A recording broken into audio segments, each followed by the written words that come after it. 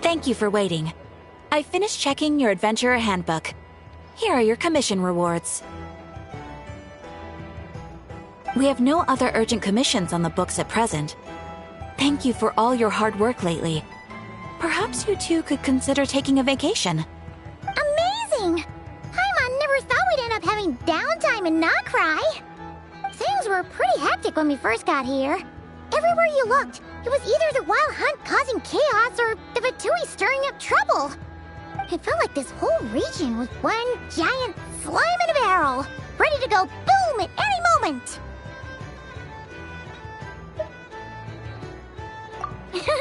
That's right! Another win for Tibet's top duo! Ah, yes. Are you two aware that the Moon Prayer Night is soon to take place? Oh, yeah! Lama told us that was coming up soon. Wait, why do you mention it, though? Do people in Nasha Town celebrate it, too? Paimon thought it was just for Moon Goddess worshippers. You're partially right. Most people in Nasha Town just see the festival as an opportunity to do business. They do not concern themselves with the religious element. The festival was first celebrated by the Frost Moon Scions. On this day, they would wear moon prayer blossoms and celebrate the birth of the moon goddess through song and dance. They would also prepare food and handicrafts and give them as gifts to others. Over time, it became Nodcry's most lively festival. Whew! Sounds like fun! Great! Well, in the meantime, since Catherine doesn't have any commissions for us, let's focus on some personal business instead. When we first got here, you mentioned that this was where your spaceship landed? We didn't get to follow up on it at the time, because we got wrapped up in that whole rare situation, but now we can finally start investigating it properly. Well, there's a saying Paimon's heard around these parts, which goes, if you lift up a rock, you'll find something you weren't looking for. By that logic, you'll never find what you're looking for while you're searching, but the moment you stop looking, it'll jump right out at you. Could be worth a try though, right? Anyway, Paimon suggests we focus on other stuff we want to do for now, and just keep an ear out for spaceship-related intel as we go.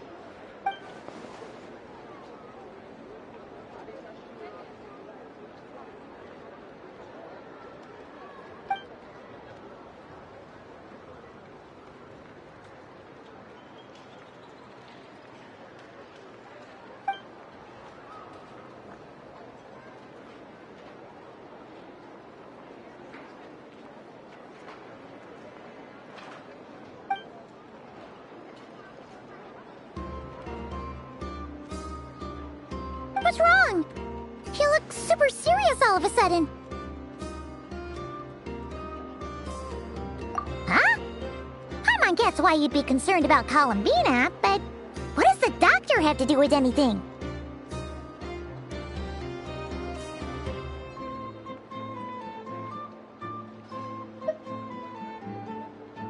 Oh, that's true. And now that you mention it, we're definitely overdue for a showdown with the Fatui. It is weird that he hasn't shown himself this whole time. What could he be up to?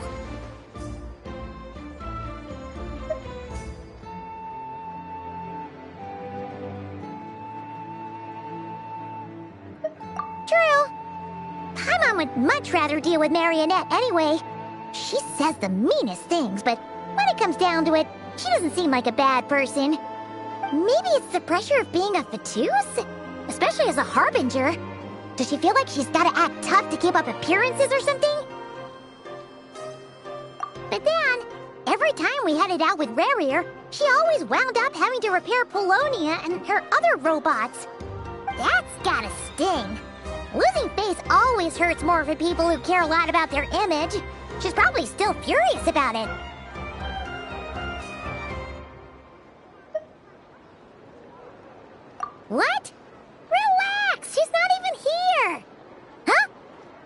What's the matter? Oh, nothing. Sorry, we'll be on our way now. Where are we again? Oh yeah, Columbina? Right, yeah, let's go see Columbina.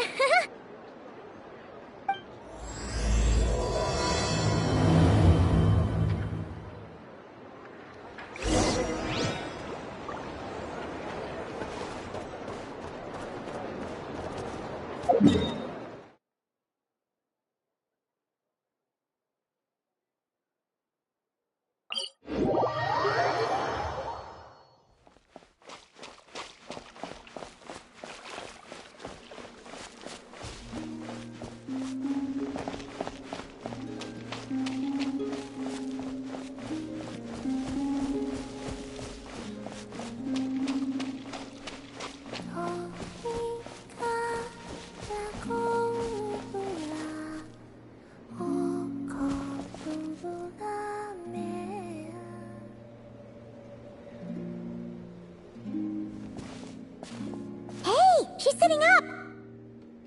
Is me sitting here a rare sight? No, we just thought you'd be resting. Perhaps I would have been, were it not for the sudden arrival of some unexpected guests. Not that I consider it a disturbance. After all, you are the only ones who are free to enter. Would it not be a little unfriendly of me to lie down while we speak? I didn't realize you put so much thought into little things like that.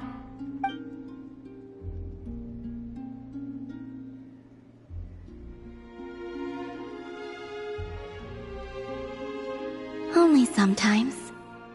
There have been moments lately where I think about you and your companions. They are warm, mysterious, and cozy memories. Very few of my past memories are anything like that. They say that travelers return home bearing bags full of souvenirs. But my luggage was empty, and I believed it would stay that way. Return home? So, you're still planning on returning to the moon? Yes. This planet continues to reject me, reminding me that I do not belong here. If I remain in Teyvat, there will come a day that I disintegrate. And I don't mean reduced to dust, or turned into food for the flowers. I mean, I will cease to exist entirely. Alright then. Well, we're sure gonna miss you. But it sounds like we'll have to say goodbye. How do you intend to return? The moon prayer night is soon to arrive. On that day, the moon will be closest to Teyvat. The Kuvaki in this land will reach its peak at that time. I merely need to grasp the tide, and with relatively little effort. Oh, Paimon gets it! It'll work like a slingshot! You make it sound like she's gonna get blasted up to the moon. If I did that, I suspect I would crash into the false sky.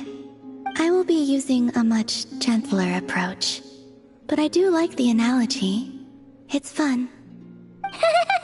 You see? She gets Paimon's sense of humor. In the blink of an eye, the time has come to part ways. It does feel that way, doesn't it? Time seems to fly fastest when you are enjoying it. I have always thought of myself as a wanderer on this earth, and it has never expressed any desire to keep me here. Yet, just as I plan to depart, it tugs at my arm. Is this a gesture of affection? Or is the world mocking me? Oh. Were you hoping I can answer that? Yes. You are a traveler, so you must have a lot of experience in this area. Then, what I would say is, enjoy the moment. That's right! Don't overthink it! Happiness is happiness and joy is joy! The point is to enjoy it, not analyze it! I see. Then what I would say is, even though I am very tired right now, I am still happy. I can't tell from the tone of your voice. Oh, really? You don't think I sound happy? I'm just kidding. I could tell you were in a good mood today from the moment we saw you. Ah, a joke. Albeit not a funny one. Anyway, I assume you're here about you-know-what. Give me your hand. Actually, it's not that. There's something else we wanted to discuss with you. Oh. Then, do you still want to give me your hand? Or not? Sure.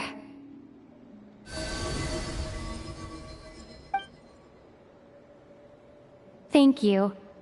So, I've heard that in the Moon Prayer Nights of the past, people here would hold celebrations in the Moon Goddess's honor. Since you helped so much in our fight against the Rayhir of Solnari, I think you deserve a farewell party before you return home. I haven't asked everyone else for their opinions on this yet, but I'd like to invite you to join the upcoming Moon Prayer Night. I've never joined a Moon Prayer Night before. I'm not sure what I would even do. Oh, don't worry about that. We take care of everything. All you need to do is show up. Of course, there's no need to force it if you're not feeling strong enough. It's just, this kind of felt like a golden opportunity. But they call me Kutar, and the Fatui have an arrest warrant out for me. I shouldn't appear in public right now.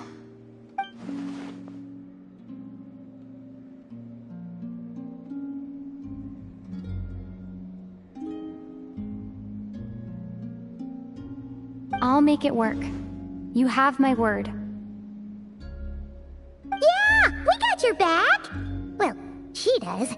Paimon's actually not too sure what she's planning. All right, if you're sure.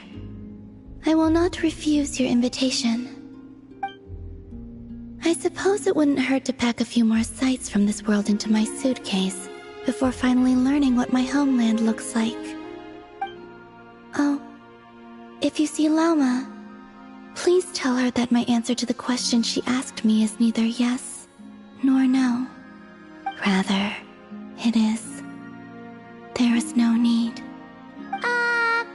That was kinda cryptic, but sure.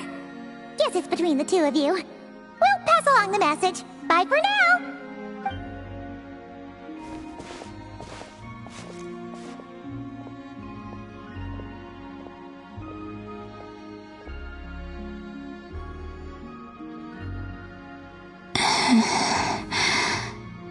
And also, I do not know.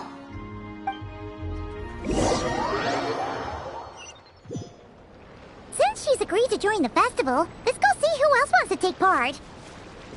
Lauma's gotta be the person most familiar with the Moon Prayer Night. We should start with her. Also, what exactly is your plan to keep her safe? I'm not sure yet. I'll figure something out. What? Are you serious? And Paimon even gave you her vote of confidence back there! When did you become so sneaky?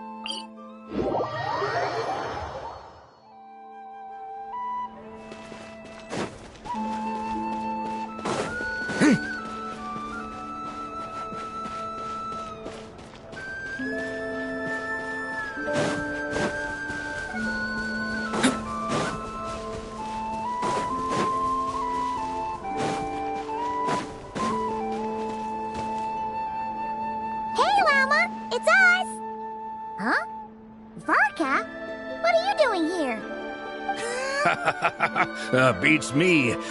I had a bit too much to drink last night, and when I woke up, I was on Hisi Island. Mr. Varka is helping to oversee Nasha Town's preparations for Moon Prayer Night. He is here to go over some details regarding the decorations and custom cloth designs. Right, yeah, that too. What do you mean, that too?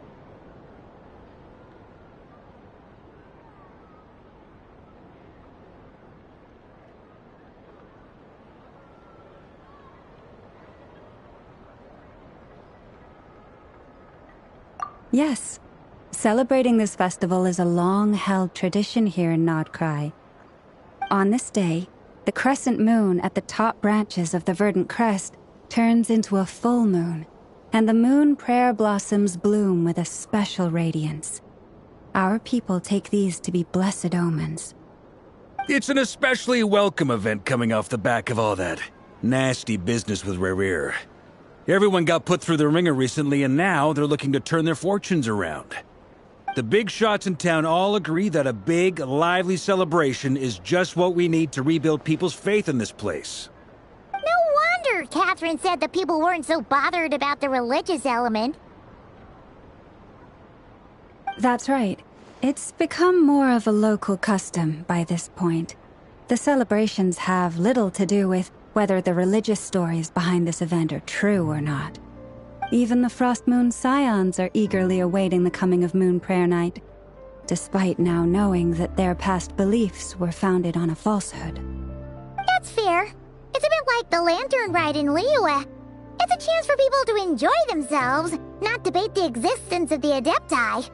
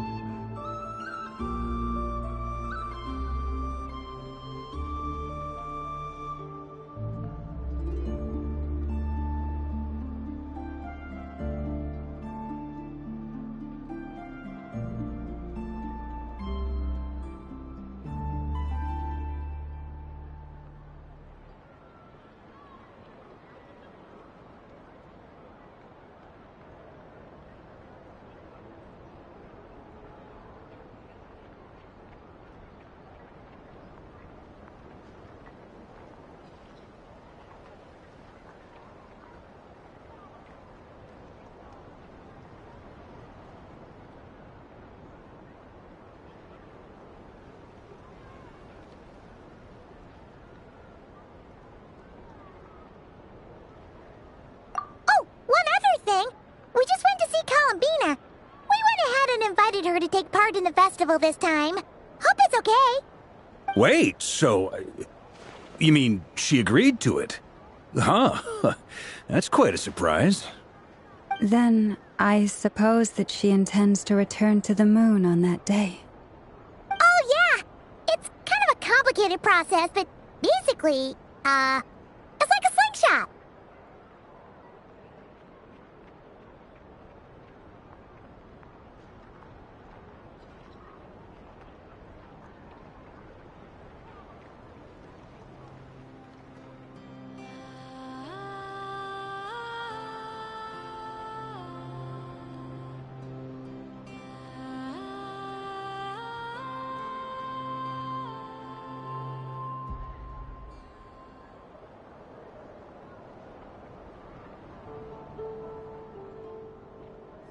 I understand.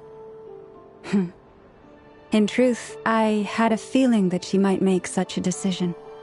Well, if Kuthar has decided to participate in the festival, we should prepare accordingly.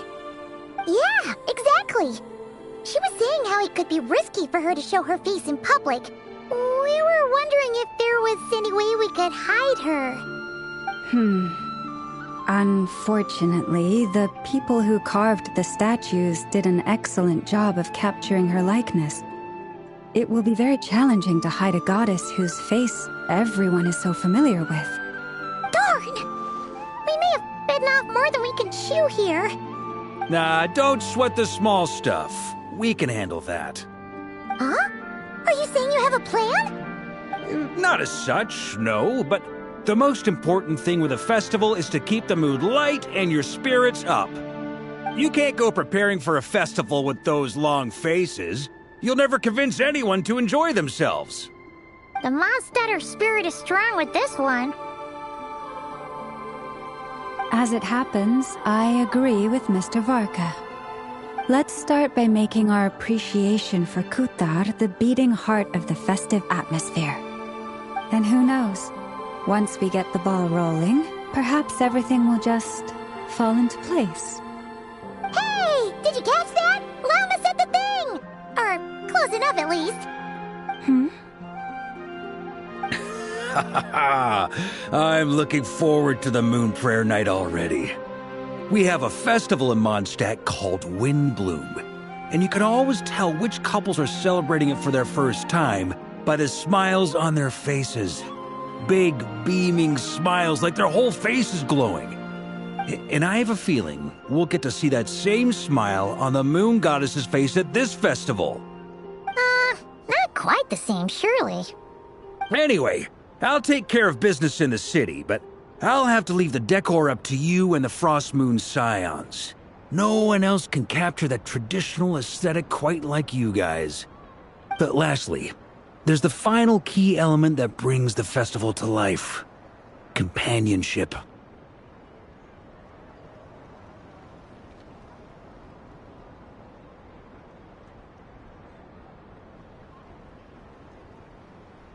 Before you leave, let me show you something that we've been preparing. Mr. Varka had asked to see it already, so you may as well tag along. Also, I have some further questions about Kutar's decision.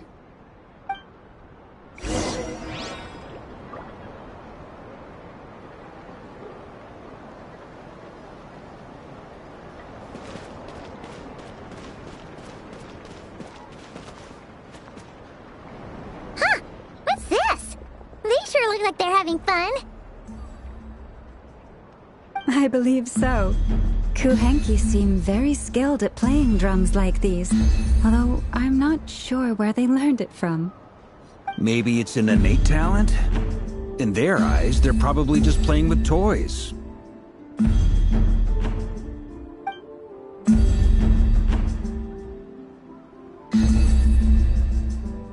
Wanatar! You wanna play too?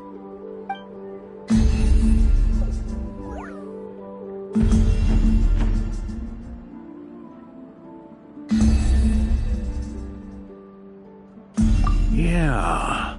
She looks more confused than anything. Maybe we can teach her next time if we get the chance.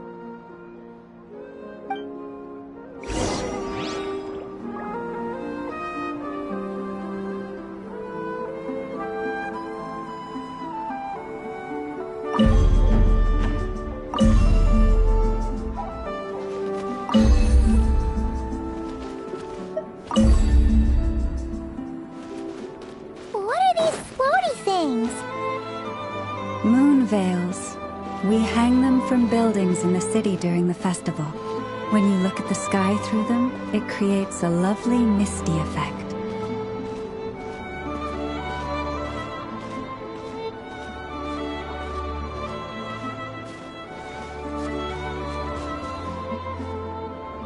Everyone seems hard at work.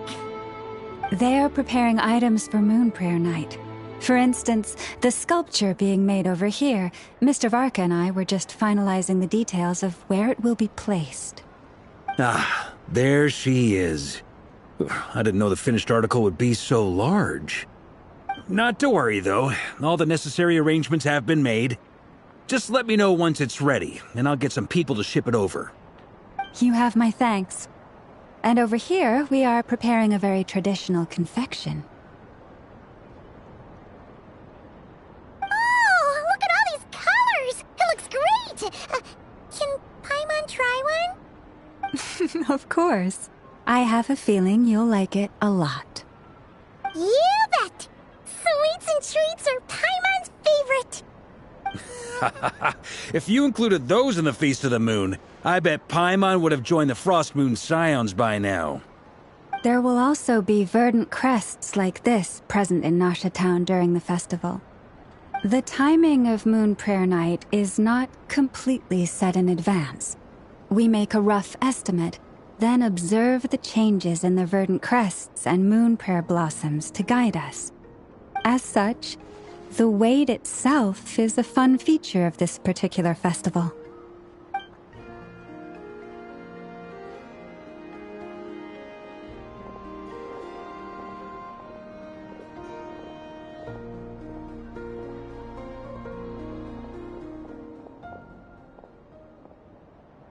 Let's talk here.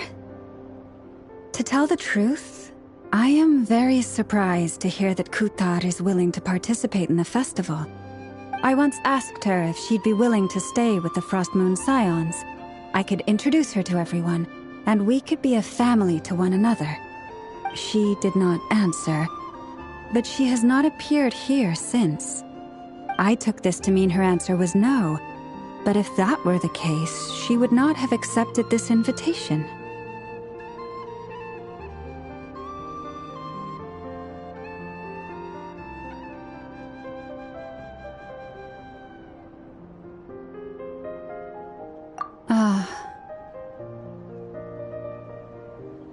I see. Maybe she is right. Maybe the Frost Moon Scions of today no longer need a moon goddess. But my wish was not for her to come here and be worshipped as a deity. I simply wanted to offer her a place to stay. I'm sure she believes that showing herself here might invite Fatui intervention, and as such she does not wish to cause us trouble. But what really pains me about all this is that this is her birthplace. She ought to belong here, yet no one has been able to grant her shelter. I think I'm qualified to weigh in here. When someone's about to depart on a long trip, what they need is blessings, not burdens. We should wish her the best, not make the journey harder than it already is. Anyway, she's agreed to attend, hasn't she? All we need to do is simply respect her decision. I see your point. Yes, she will soon depart after all. Our job is to leave her with some happy memories. Besides, who's to say her journey to the moon is a one-way trip? It's not like she can't come back and visit if she wants, right? Paimon agrees wholeheartedly. Festivals are all about having fun, so let's keep it simple. All right, I'm gonna head back to Nasha Town soon. Want to come with? I'm guessing you have some other folks to visit there. Sure thing, let's go! Bye for now, Wilma! Thank you all. Goodbye.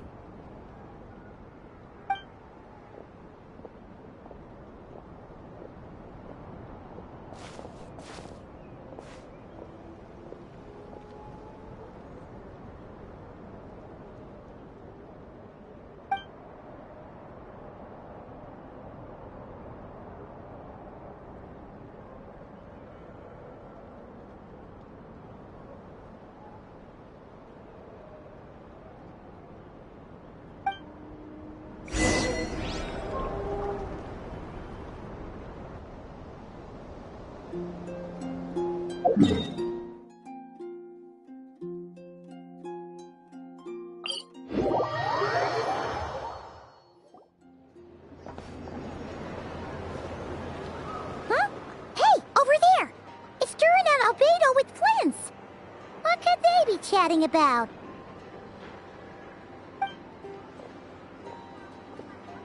Your guess is as good as mine.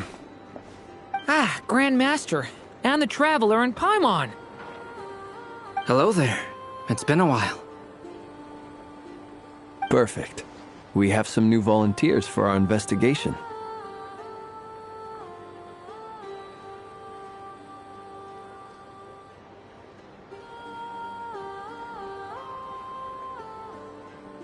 Wait, let me guess.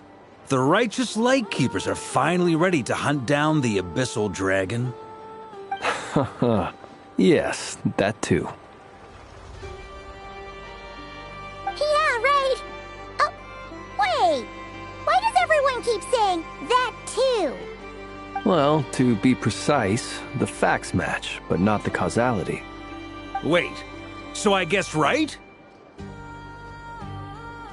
Half right! Don't act so impressed with yourself.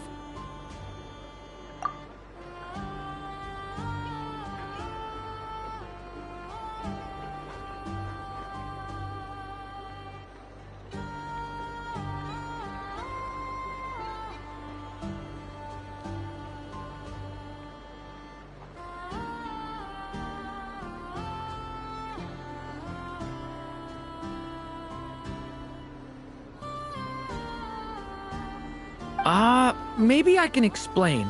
We ran into Mr. Flint's north of Noshatown.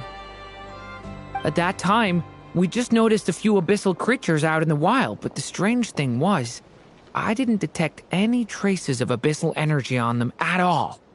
On closer inspection, we realized that they were not real monsters, but something akin to reflections in the water, or perhaps a mirage. Huh? What do you mean? Like, you could see them but not touch them? Exactly. It was very peculiar. They roared and tried to attack us, but we could not make any physical contact with them. I think I've heard of things like that happening in Notcry before, but I don't know much about it. Yes, it's a known phenomenon. Mirage-like illusions tend to appear in Notcry in the run-up to Moonprayer Night. From a distance, they appear quite real. I myself thought that Misters Durin and Albedo were locked in battle with abyssal monsters when I first arrived. But after sharing intel and investigating a little further, we can confirm that these illusions are harmless. There is no great cause for concern.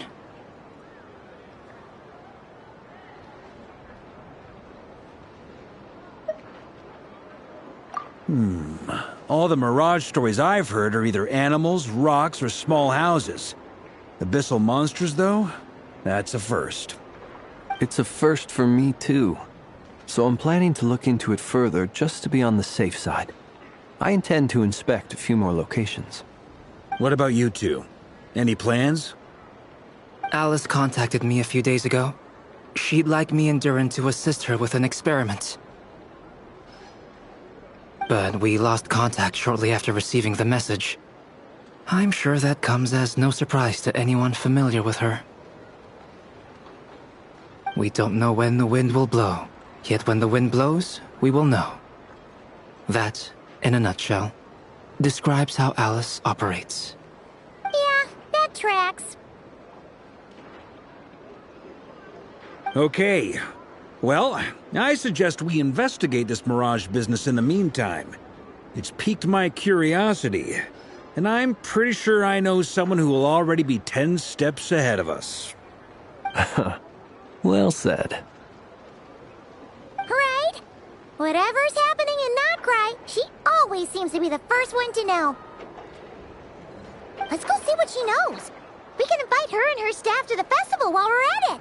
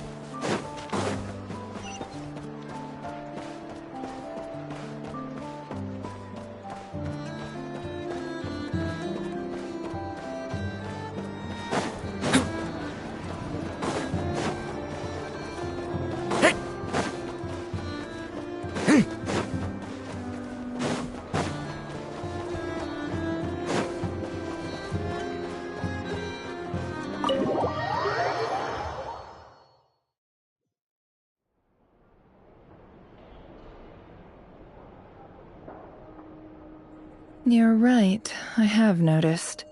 There's certainly something a little fishy about this situation. Only a little, though. Records indicate that this phenomenon can occur in the days before and following Moonprayer Night. That said, it has always been a rare sight in the past. The odds of encountering these phantoms are similar to looking up in the night sky, happening to see a shooting star, and managing to make a wish before it disappears.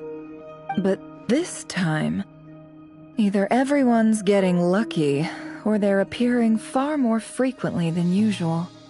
Yehoda's out gathering intel as we speak. In the meantime, let me check off some points of interest. First, the Abyss. The ones we saw seem to be abyssal monsters. Indeed. But we have identified one location where many more of them have made an appearance. And not just monsters, but human phantoms, too. Given the scale and nature of the phantoms, it's almost as if someone's last memories are coming to life. Or perhaps the memories of multiple people. Oh. So you mean the phantom monsters are hunting down the phantom humans? Exactly. The phantoms can interact with each other, but we have no means of intervening.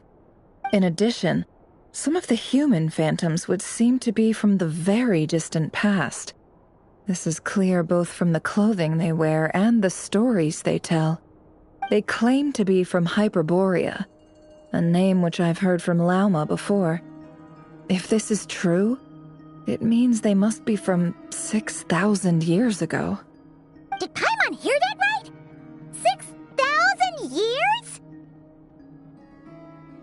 It sounds like this merits further exploration. That'd be a big help. I'll leave it with you, Albedo. My knowledge of ancient history is non-existent. I used to doze off every time the pre-Knights Favonius era came up in class. It's quite a miracle that you were able to understand these phantoms' speech, given how long ago they lived. I suppose you're right. But I'll leave the archaeologists to ruminate over that conundrum. As an intelligence broker, my sole interest is in the value of the information I gather. Which, in this case, hopefully means earning myself some good favor with our dear Lady Moonchanter. So calculating. Whew, this intel broker logic always catches Paimon by surprise. Sounds to me like we could split the work up. I think the abyssal phenomenon is best left to Albedo, Flints, and me. Agreed.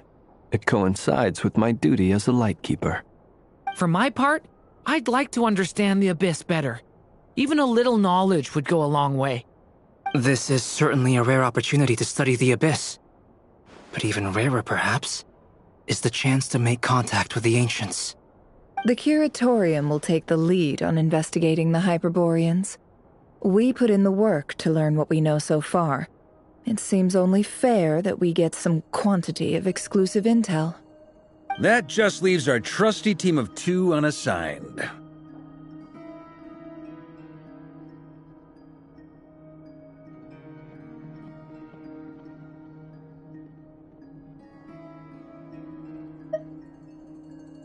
Since you became an honorary knight, of course.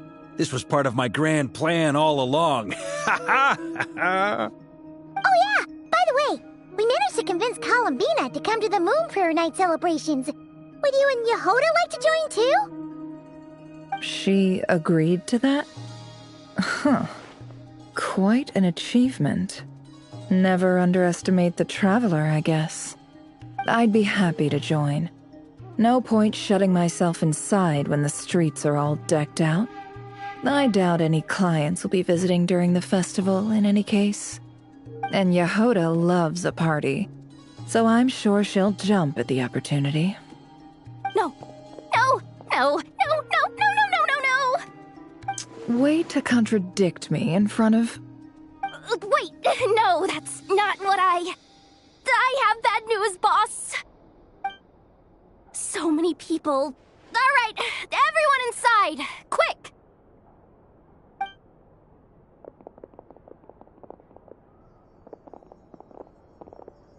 This is gonna sound crazy, but hear me out. I saw one of those phantoms at Star Sand Shoal, and it was some sort of flying ship. Like a spaceship?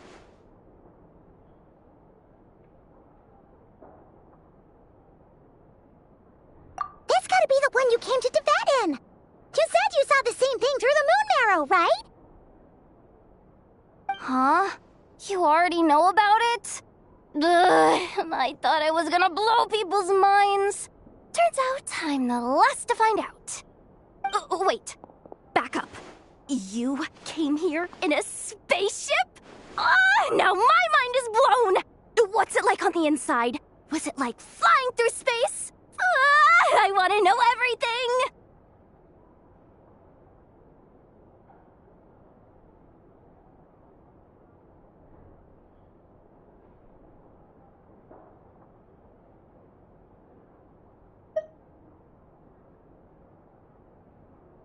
Yep, exactly. Huge discovery. You're the best. Second best intel broker in the world. After your boss, of course. Wow. Really? Well, I don't know if I'm all that, but... I guess that decides where we're heading next. Come on, don't look at me like that. I know the spaceship doesn't have anything to do with me, but you don't want to leave me as the only one twiddling my thumbs, do you? Please? Fair enough. You can tag along. In that case, let's meet back here to discuss our findings once we're done. I wish everyone a productive investigation. You too.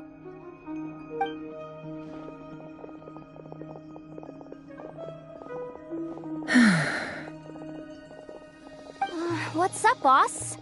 Aren't we gonna head out? Tell me, Yehuda, when did the Curatorium start giving out intel for free? Oh, sorry, boss.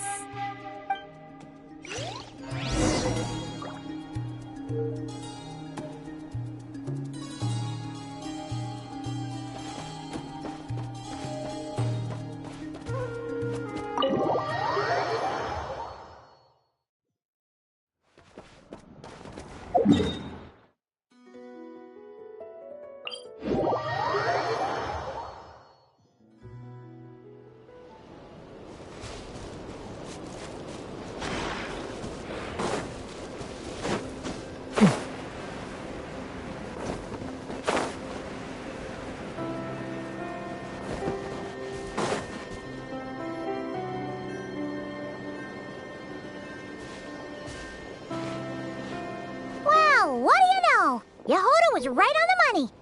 This Phantom really is your spaceship. But that's so weird. Why would it show up here? Is it some kind of projection? Or a ghost? Like, maybe it no longer exists, but somehow it left an afterimage? Ah, you're already here. Miss Lauma, what a surprise. I thought you were busy with festival preparations. I was, until one of our people informed me that a strange sight had appeared at Starsand Shoal. No one's ever seen something quite like this before. I thought I should see it for myself. Same here. Oh, so we heard that these things appear around the festival period. Any idea why that is? Unfortunately not. We have very limited information about them, since they can't be interacted with. And no human phantoms have ever made an appearance before now. The most we've been able to deduce is that these sightings appear to be connected to the increase in Kuvaki energy around this time. Yeah, seems like that's all we can do. This is all so confusing. Allow me to lend you a hand.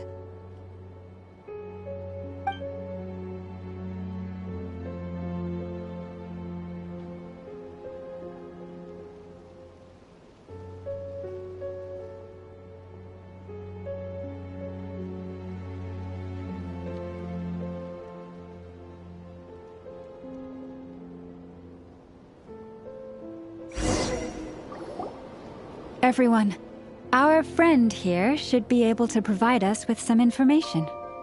Is that a phantom rhymehorn deer? I've heard about how the Frostmoon Scions live in harmony with the animals and can even communicate with them. That's coming in handy now, for sure. Okay. Yes, I understand. Then how about this?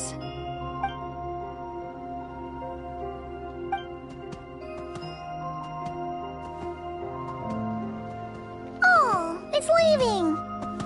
It appears to share our curiosity about this giant spaceship, so I asked it if it wouldn't mind investigating along with some friends. In return, I told it about some nearby spots where the wild fruit grows abundantly. We may live in a different era from these phantoms, But I trust that the terrain, climate, and ecology here are more resistant to the effects of time than some things are. Let's give them a moment and hope for the best.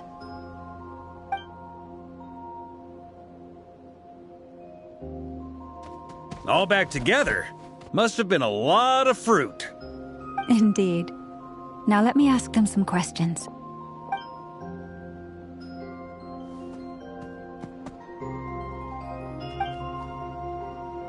It did find a lot of wild fruit, enough for them to feast for a long while. This puffin circled in the air several times, but didn't spot anything out of the ordinary. Certainly nothing to do with the spaceship. Huh. Well, it definitely makes sense to get a bird's eye view. Indeed. Other than that, I was also thinking that the world these phantoms see is also different from ours. Oh, I get what you mean. The wild fruit exist in both times and spaces, but there might also be things that only exist in that space-time, which we can't see.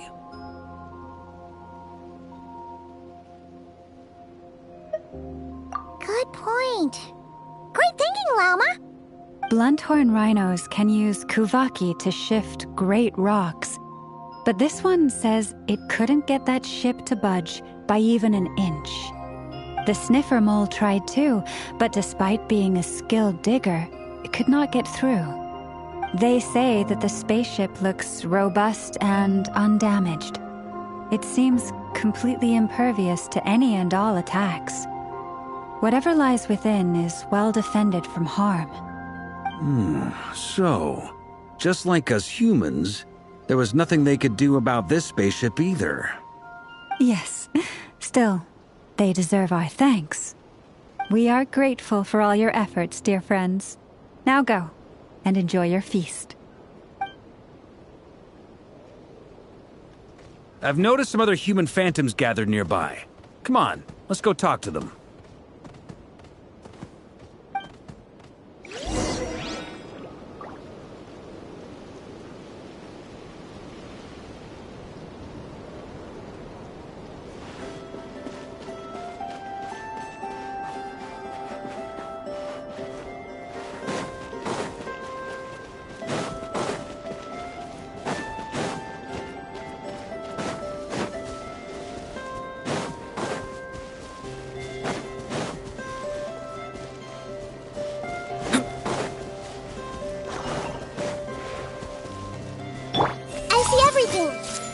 What a waste of time! Let's go! Thunder! Element for the end! There's nowhere to hide! Did it take too long?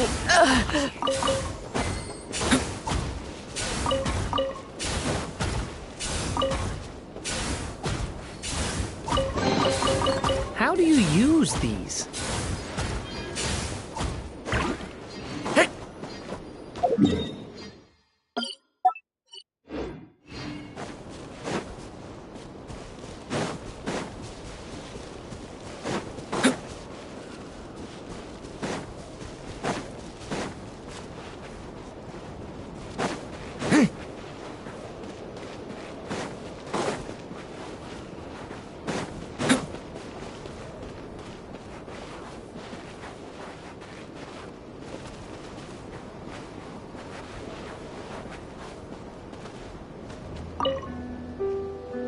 What is this thing?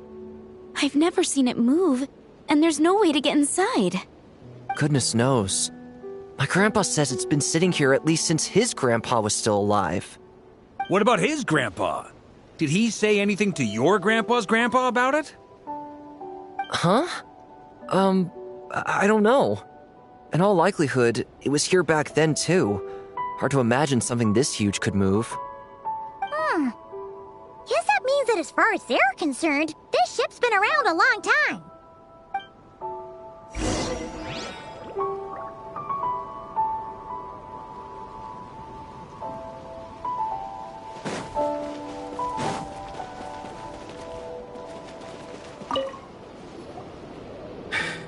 Come on, brothers. If If we can get even a small chunk off of this thing, it's gotta be worth a fortune. Today is the day we strike it rich. Huh? You mean Paimon? Yes, brother, I shall join you. Let's make our fortune. We should go with them. What the? This thing is crazy tough. I can't even scratch it. What's it made of? Sorry, brother. Looks like we'll have to seek our fortunes elsewhere. Enjoying yourself? I was just seeing if I could influence this phantom's perception by playing. But nope, no dice.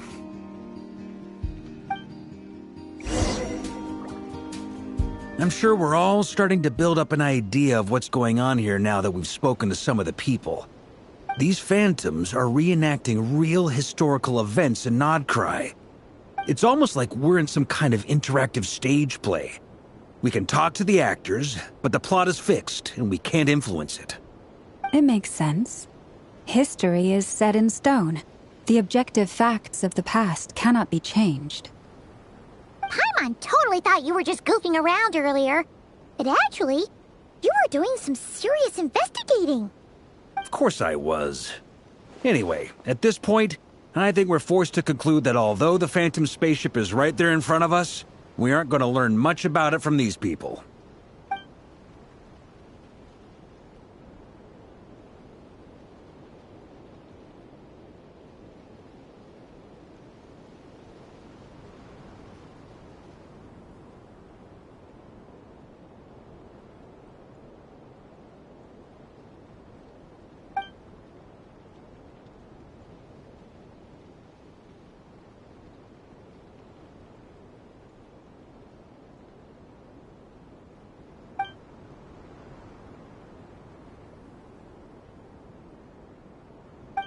Don't be discouraged. If nothing else, this is proof of the ship's existence. And think about it. So many people tried to hack their way inside, but no one could get the door open. It's made of very tough material. To me, that says that we'll either find the ship itself or the story behind it. It's just a matter of time.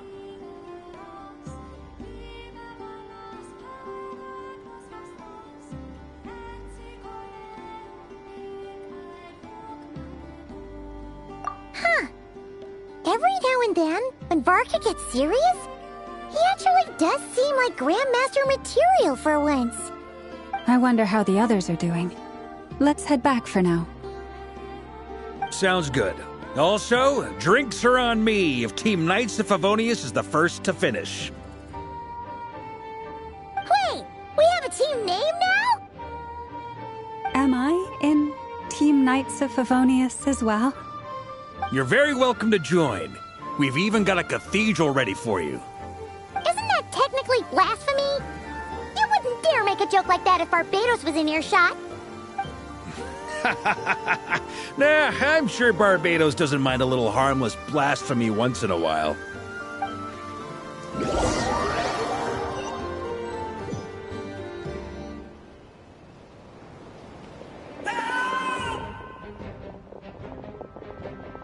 Oh, no! Get away! Oh.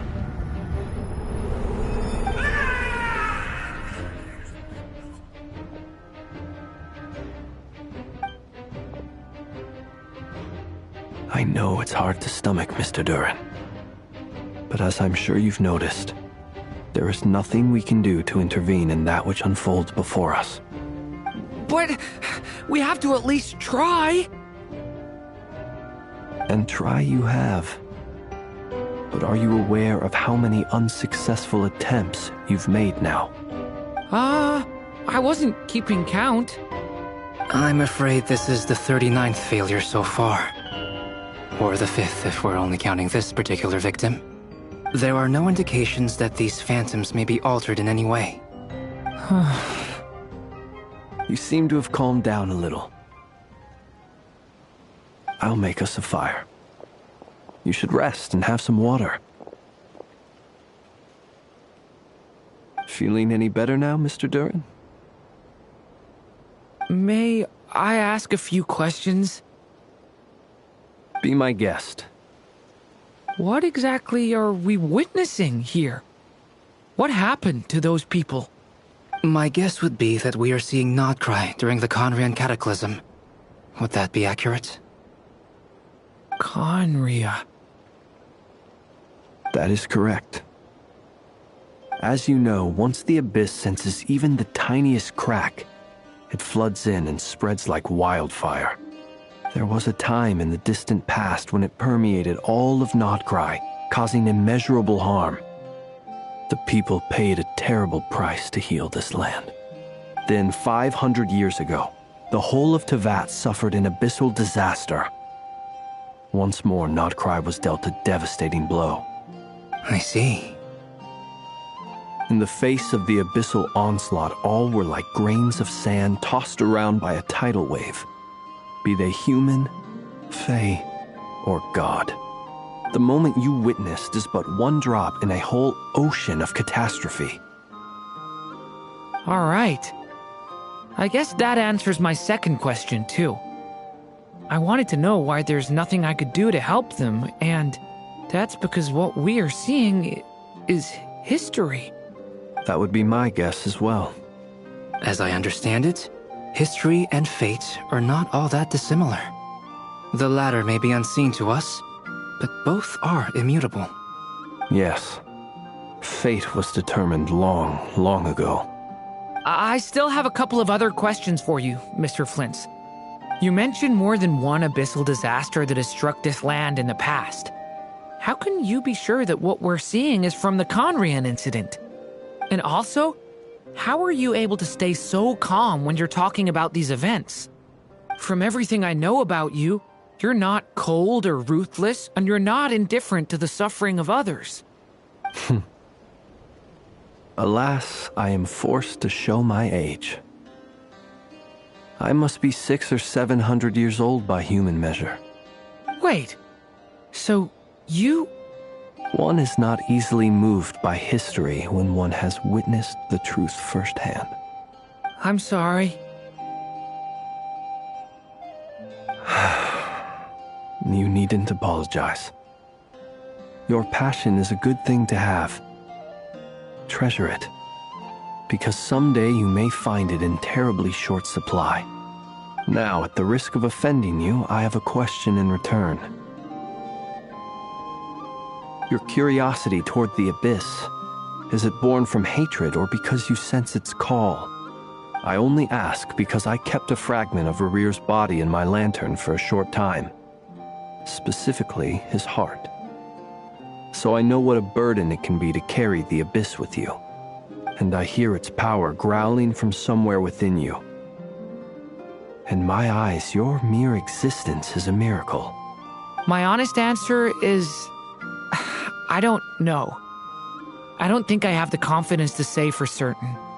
What I will say is the Abyss is not the only issue that haunts me. Even before I became who I am today, the question dogged me constantly. Should I even exist at all? My doubts remain unresolved. But when we fought Rerear, something became a little clearer to me. Sometimes it is the darkness within us that allows us to achieve the impossible. I certainly got the sense from your 39 attempts that you were trying to achieve the impossible. It sounds like you've resolved to see the truth for yourself.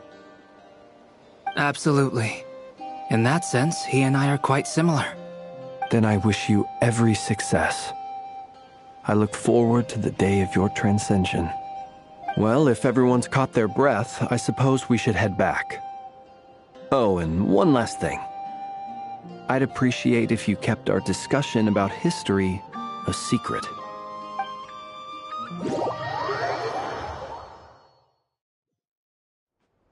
Incredibly, our separate investigations led us all to the same conclusion. Hooray for consensus! Yeah, but we barely learned anything, though. I totally thought this would be the mother lode. Talking with the ancients? I mean, come on! But nope. All we got was useless snippets of conversation. And all this stuff about moons and hyperopia. What a load of baloney. Seems like people back then had a few screws loose.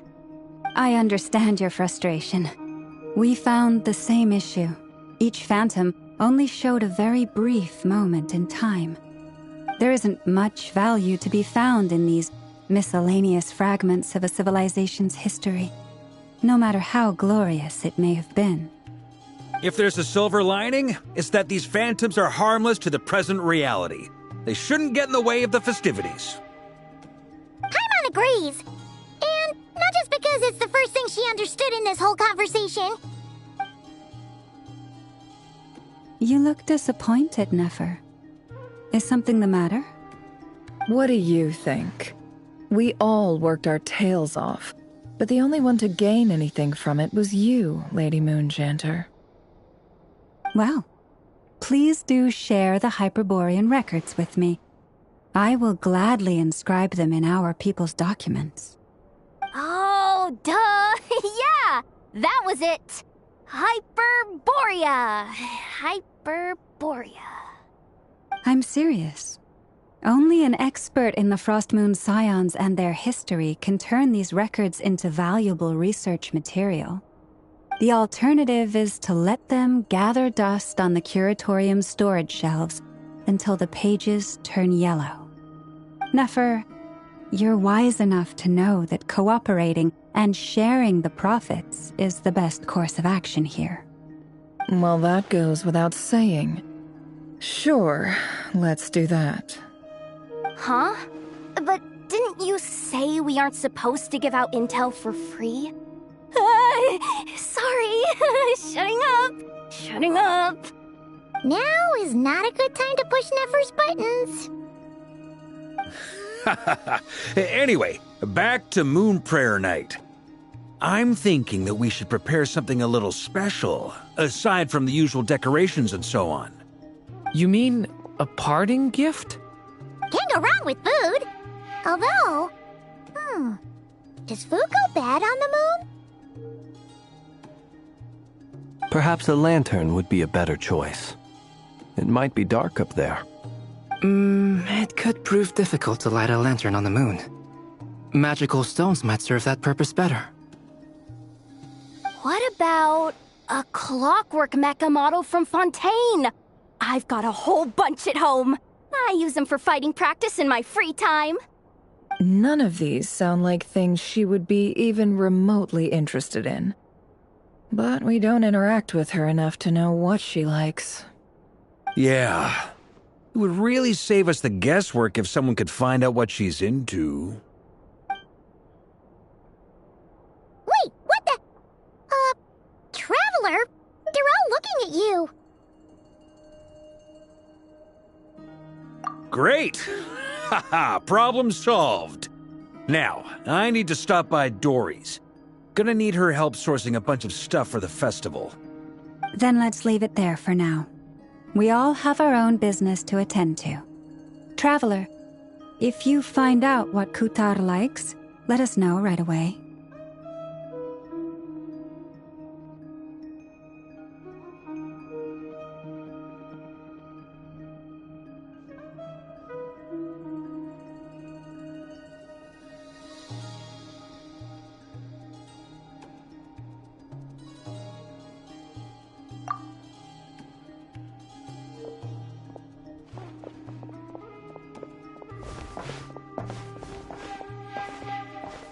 Is something the matter?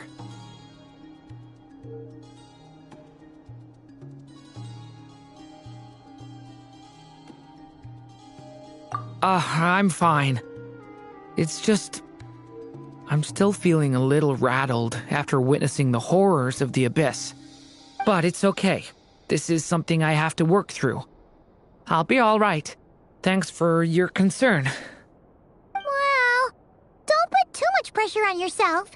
If you ever feel like something's wrong, physically or mentally, we're here to talk.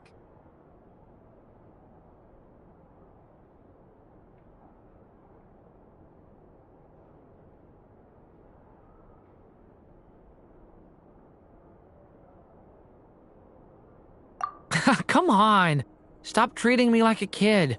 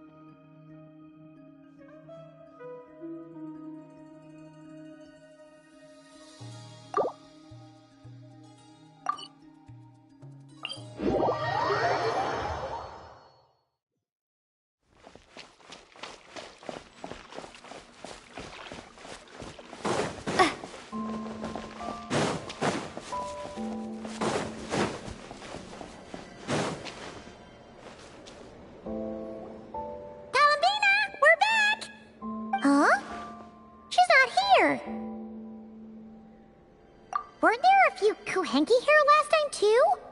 Where did they all go? Walkies? For Kuhenki? You're not pets, you know. Oh, well. Looks like we just came at a bad time. Let's try again tomorrow. There's still a few days until Moon Prayer Night, so we're in no rush. Besides, she needs time to rest anyway.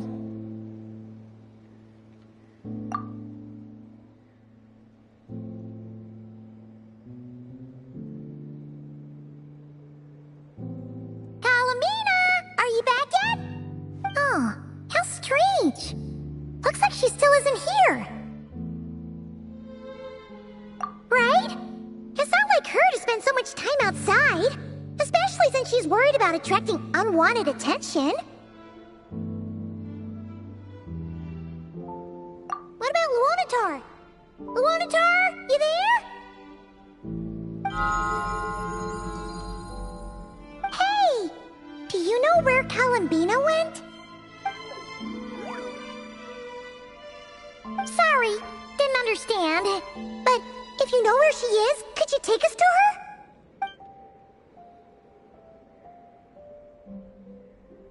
Yeah, that's even stranger. What about him? Oh, that's not good news. They change color when Columbina gets weaker, right? And they look super pale right now. Good idea. She might know what's happening.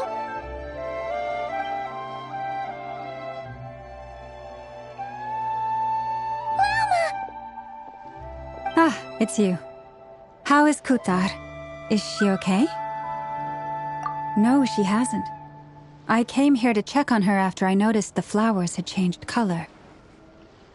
Based on past precedent, she must be very weak right now. Even getting up to walk would be a struggle. It seems unlikely that she wandered off outside. Not to mention that she doesn't do that at the best of times either. So yeah, this is super weird.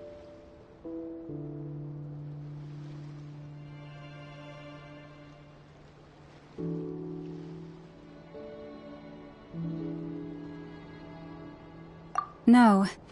Very few people are in the know about Kutar's whereabouts. And if anyone suspicious had visited, they'd have left some sort of evidence. Come on, let's go to Nasha Town. If anyone has seen her, someone there will know about it. It's not Kry's information hub after all. Makes sense. Let's go!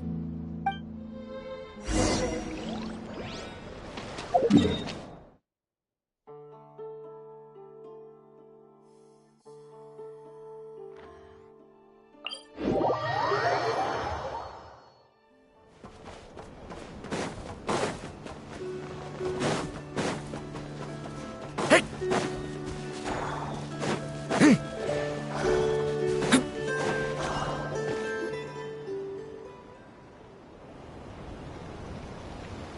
a moment. Is it just Paimon, or is this stall kind of suspicious? It's never been here before, right? No, I don't recognize it. Alas, your free and easy adventure time is over. Now, prepare to face the final boss of Nod Cry. Whoa! Where'd that voice come from? Not sure, but it's definitely hostile. No, not that way. The final boss is right here. The sniffer mole? That's the final boss? Surely not. Also... Okay, the jig is up. I'll stop teasing you. Turn around. I'm right behind you. It seems I've managed to leave quite an indelible impression, even though you've never seen my face.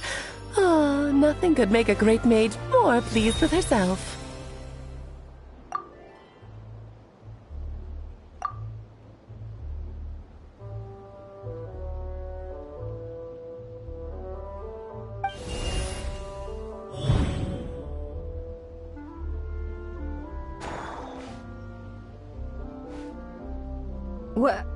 What is going on? I've heard that all the big shots in Teyvat have long, wordy titles that stun people speechless when they make their entrance. Unfortunately, none of them are affiliated with the Hexenzirkel, and we ourselves keep a very low profile. The notorious name-dropping doesn't quite work for us. Still, I, for one, think I'm really quite amazing. So that didn't stop me from coming up with a title anyway. Alice! It's really you this time? Not a lantern or a Dodoko, but Alice in the flesh? Oh, that's right. So, what do you think? How does it feel to finally meet me? You look like... Oh, that's the first thing you thought. A little surprising, but that actually makes me very happy. Because that means that when Klee grows up, she'll be just as stunningly beautiful as her mother. So she's a friend of yours? Kind of. This is actually the first time we've seen her in person. I see. Madam Mage, that was, quite a powerful entrance. I certainly won't be forgetting it anytime soon. It's okay, Lauma, don't force it. Paimon will do the honors. This is Alice from the Hexenzirkel. She's a friend of ours. And of Arcus, too. That's right. She's a good person, just kinda... unpredictable. Well, what is the human heart if not unpredictable? Hmm? If we could not do as we please, how would we differ from machines? I am Lauma, Moon Chanter of the Frost Moon Scions. It is a pleasure to meet you. Oh, I know. Before you got here, I spent a good, 15 minutes getting up to speed on Nodcry's present situation. In other words, I've read the whole in the last episode part, so we can skip the pleasantries. Fair enough. Well, Miss Alice, I can already tell that you have quite a unique personality. You'll get used to it. Paimon sure is. So anyway, what are you doing in Nodcry, Alice? Oh, I thought I told you already. This time, I'm the final boss. And what a formidable foe I shall be. Powerful, confident, decisive, and good luck finding my weak spot. You will never succeed.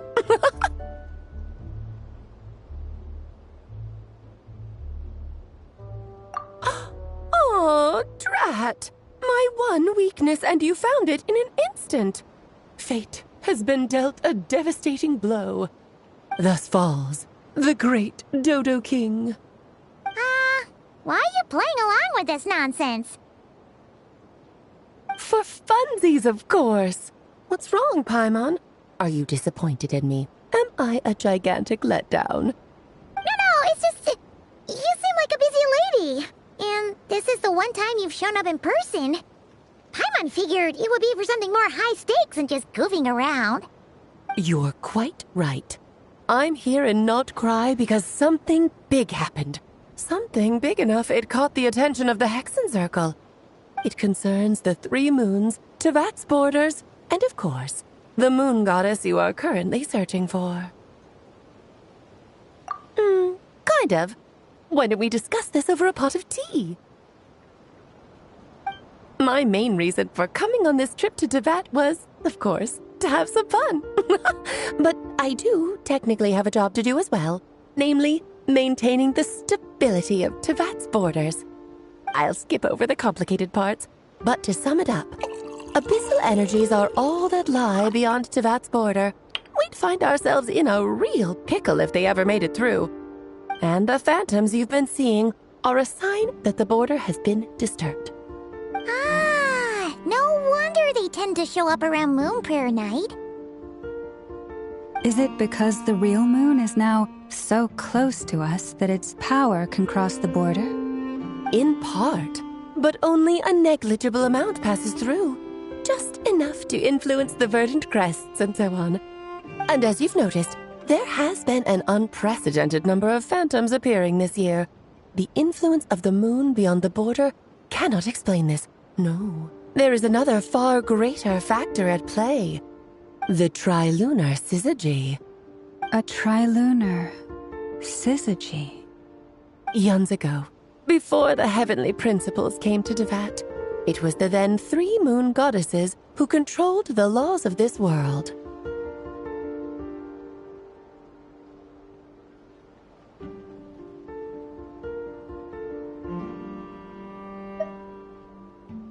Oh, that's exactly it!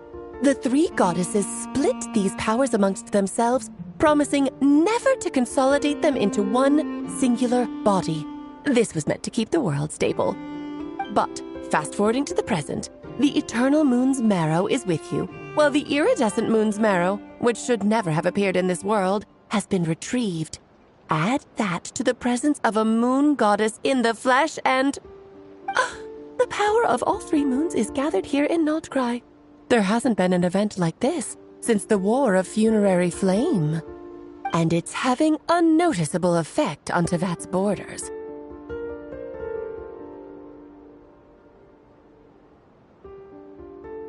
Because I wish to give my darling daughter a peaceful, sunny environment to grow up in. Is that a good enough reason? Kinda sounds like you're dodging the question, but it does make sense. Well, that's one reason anyway, and the most important one. The others are a little complicated to explain. For instance, cleaning up after dearest Miss R. Albedo could tell you more about that if you're curious, but right now, I have a more important question to ask you. Why are you collecting the moon marrows? I see. Nicole told me about that legend once. Nicole? You mean Mage Anne? Oh, so you remember. Yes, of course. That was a story about fate, her area of expertise. But back to the story of our dear moon goddess. I'm afraid her intended method of returning to the moon is unlikely to work anymore. What does that mean? She may be missing, but she hasn't gone anywhere. She has disappeared.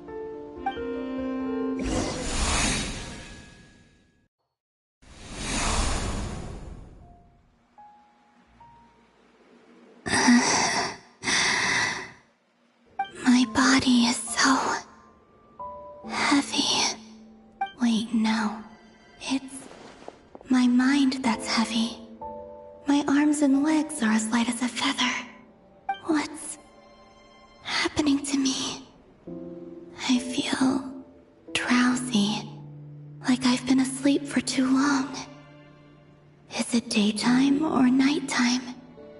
Is the moon out? I I think I'll go for a walk.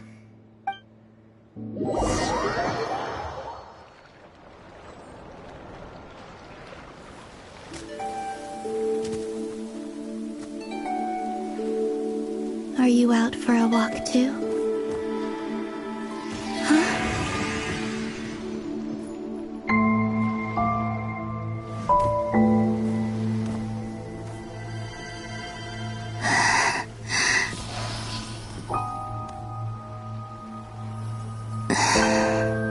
The day has come at last.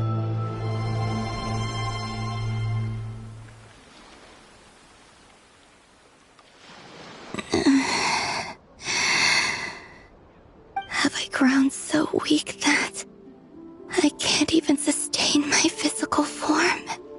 But Moon Prayer Night is nearly here. I was so close to returning home. Death is near. Is this how it ends for me? Will I return to the moon after I disappear? Or... I don't want it to end like this. So far, at least, I still exist. Even if not physically, I can still feel. But as my power wanes, I'm sure that too will fade. I suppose I might take one final look at this world.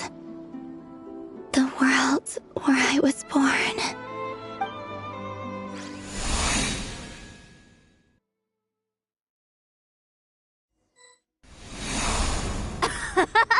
Come on! Come on! Wait for me! The Frost Moon Enclave. How much it has changed since I was born. These decorations, they're so heavy. It's times like this when you kind of wish men could be priestesses and acolytes. How fascinating. I've never had the chance to be privy to people's private lives in this way. In the past, people would get so solemn and serious the moment I showed my face. Like they were frozen stiff. Karina, Lametti, it's time to eat. Coming. I want to watch them a little longer.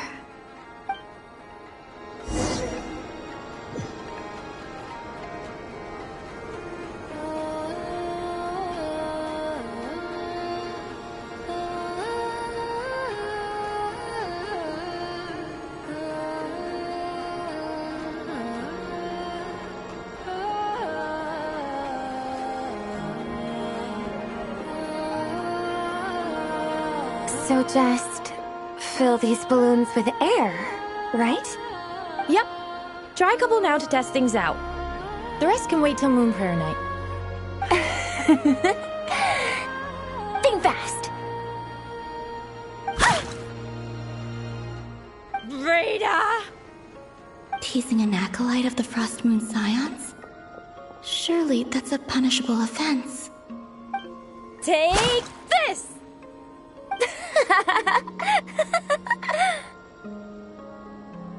Huh? Alright, enough horsing around. Lady Lauma gave us a task. We should get back to it. The task is just to check that the balloons don't leak, right? Doesn't matter if we fill them with air or water. Yeah. Okay, you got me there. And you got me there. But still, we can't use all the balloons before the festival even starts. We won't use all of them. And as long as Lady Lauma's trusted acolyte doesn't snitch, this can stay as a little secret between friends. A couple more can't do any harm, right? Oh, you menace. Then, think fast!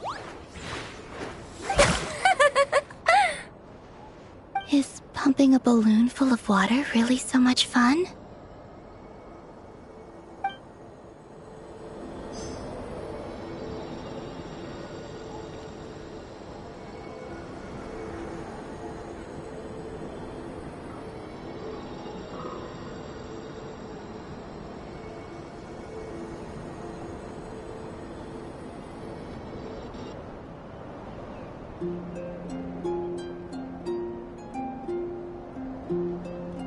I'm sure you're both tired from playing all day. Come on, eat up.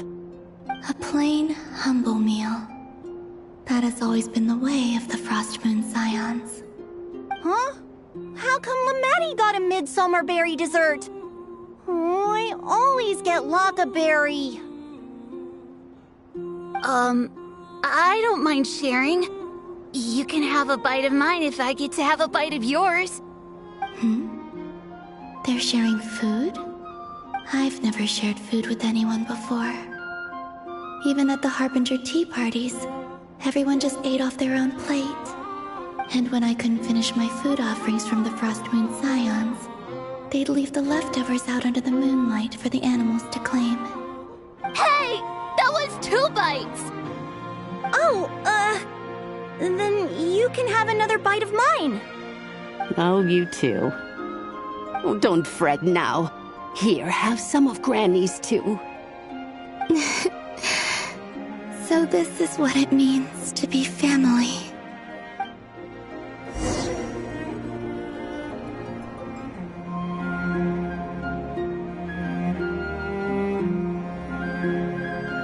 I'm seeing so much that I'd never usually get to see.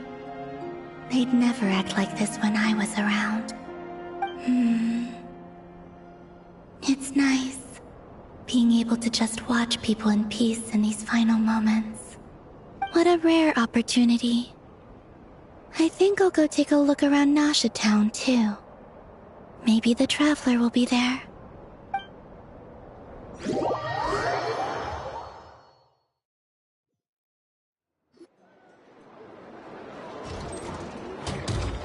After the War of Funerary Flame, the Moon Goddesses were no longer recognized by Teyvat.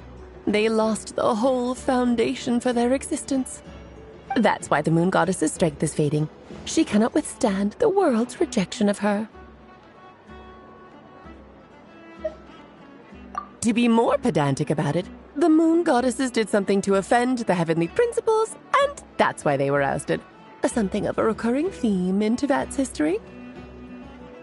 Theoretically, speaking so candidly should put me in their crosshairs too, but they can't tell me what to do. I'll say whatever I want. Anywho, the Moon Marrow energies were but a drop in the bucket for her, and that battle against the Ray Hair of Solnari only weakened her further. Fortunately, it happened close enough to Moon Prayer Night when the Kuvaki concentration here is high. That's the only reason she managed to survive this long. What do you mean, fortunately? You said she disappeared. We're too late. Ugh, what a headache. I thought this was all common knowledge. I guess I have some more explaining to do. Okay, buckle up. It's time for another lecture.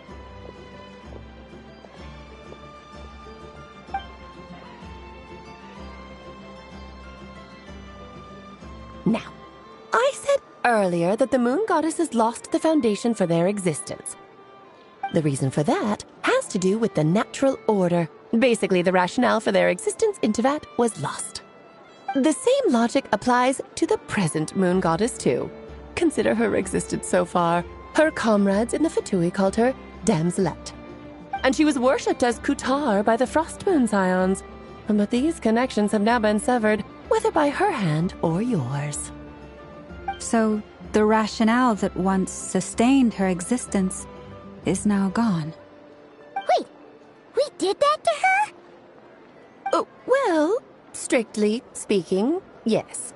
But let's not start pointing fingers, shall we? I'll only end up as the big bad villain, and that's not the kind of final boss I want to be. Of course I do. I'm only the greatest mage in the whole entire world. Now, if you wish to find your Moon Goddess, there are 2 problems we need to solve. Firstly, we'll need to strengthen the connection between her and Teyvat, at least enough to sustain her until Moon Prayer Night. Strengthen her connection? But does that mean I'll have to rally all the Frost Moon faithful behind this? I'm afraid a bygone faith and a former home won't be of any help to her now. Do you know her name? Her name? Oh, yes. Names are very important things. A name is a fundamental concept that anchors one's entire existence. Then your first job is to find it. As a moon goddess, I'm sure she must have a name she identifies with. Neither Columbina nor Kutar is her true name, and she's never really accepted either of them. So, finding out her real name is enough to sustain her existence? Yes, I know it sounds like a small step, but every journey begins that way. So for now, that's all we need to focus on. The second problem is with her plan to use the moon marrows to return to the moon. Unfortunately, piercing through the false sky will take an enormous amount of power. Given her current condition, she won't be able to provide anywhere near enough power, even if she recovers her physical form. But no need to fret. Nicole's the expert in this field, and I'm sure she'll figure something out. Wait, Mage N is going to help us out too? That means we've got 2 Hexacircle mages on the case. This is turning into a pretty big deal. Actually, this is more of a side quest for me. Like you said, I'm a busy lady, so I can't stay for too long. I'll have to return to Tibet's border soon. That's the upside you get for looking out for my little Klee. Hopefully that will incentivize you to carry on keeping her company in the future. Anyway, jokes aside, you'd better get moving. It will take quite a miracle for the moon goddess's consciousness to hold out till moon prayer night. Oh, I suppose I might as well tell you where Nicole is before I leave. Off you go now. Time to meet your new friend. Oh, yes, and a little suggestion. Don't forget to mind your heads. What?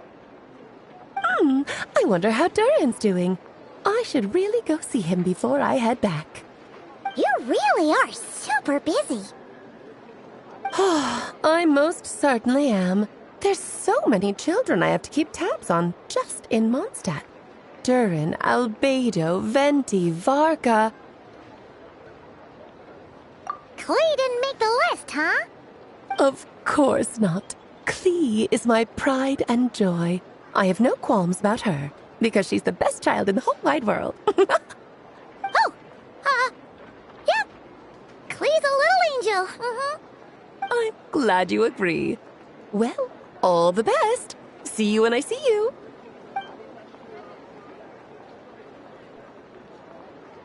She left in a hurry. Yeah, she didn't pack up her stall. Should we handle it for her? I must say, I'm now very curious about her daughter. Klee, wasn't it? What's she like? That's a long story. Come on, we'll fill you in as we go.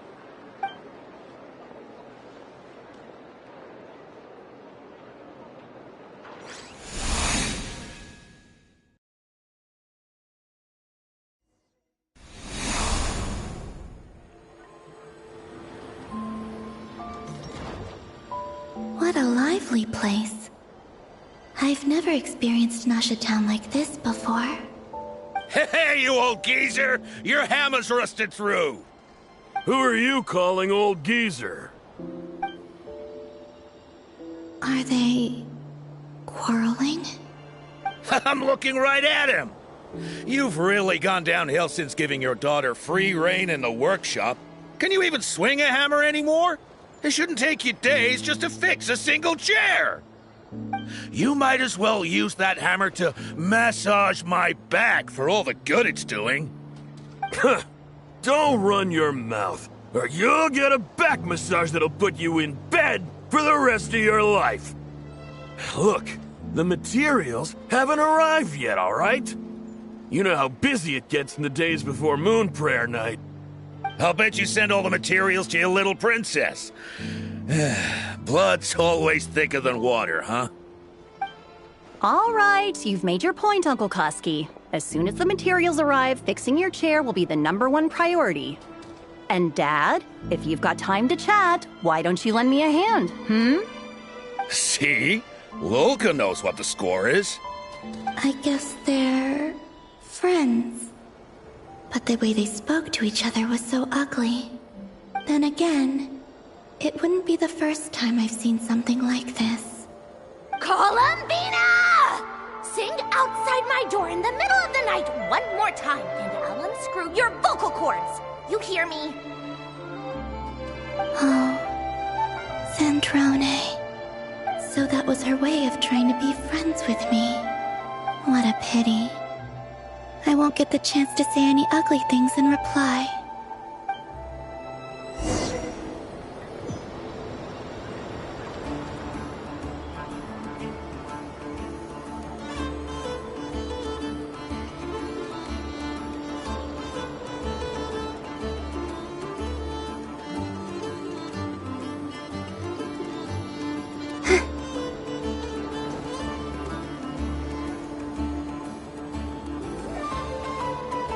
Hey, have you decided what to give her for Moon Prayer Night?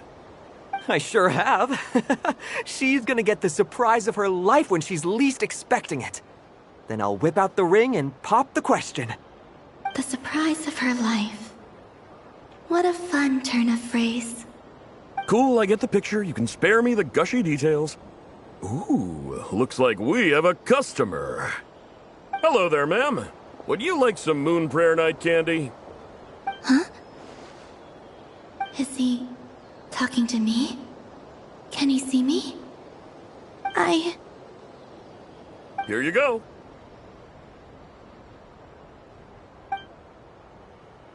Oh.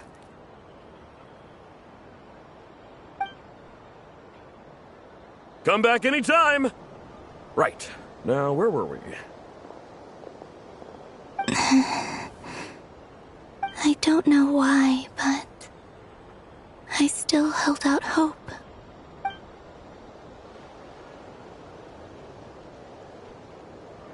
The most important thing right now is to find that mage. This name thing seems super important too, but where do we even start looking? I'd better go pay the Fatui a visit.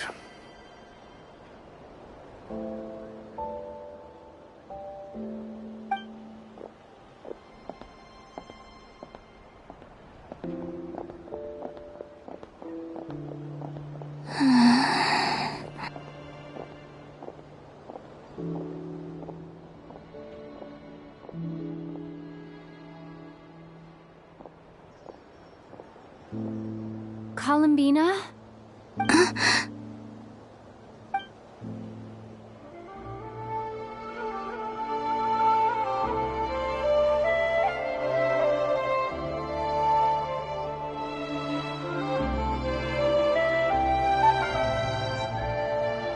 Traveler?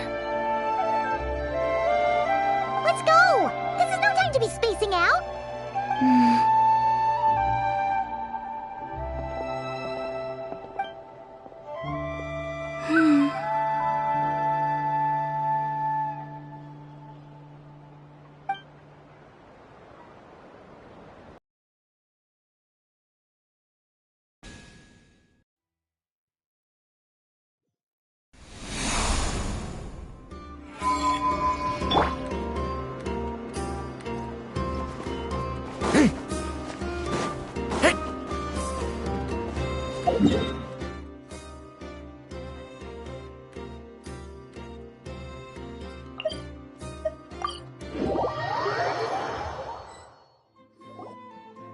Where are they going? They mentioned a mage and... a name? So, Mr. Varka, are you acquainted with this Nicole? Or should I call her Mage N? Not really. We've never met, though she has come up in conversation.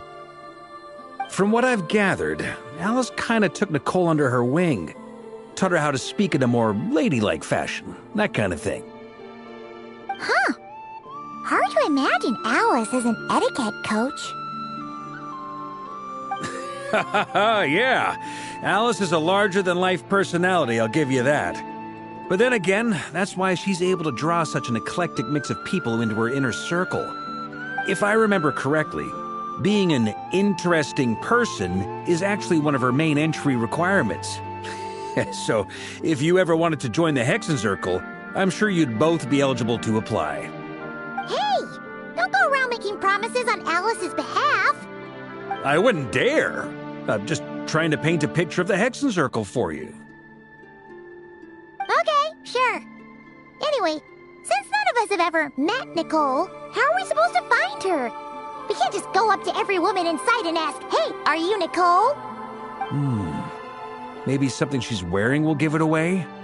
Like a windbloom pinned to her chest or something. Wait a minute. Alice never said Nicole was from Mondstadt. Oh, true.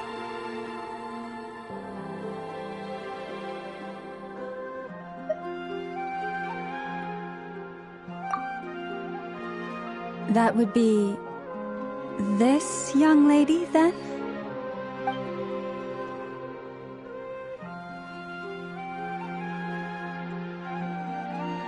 Hey there!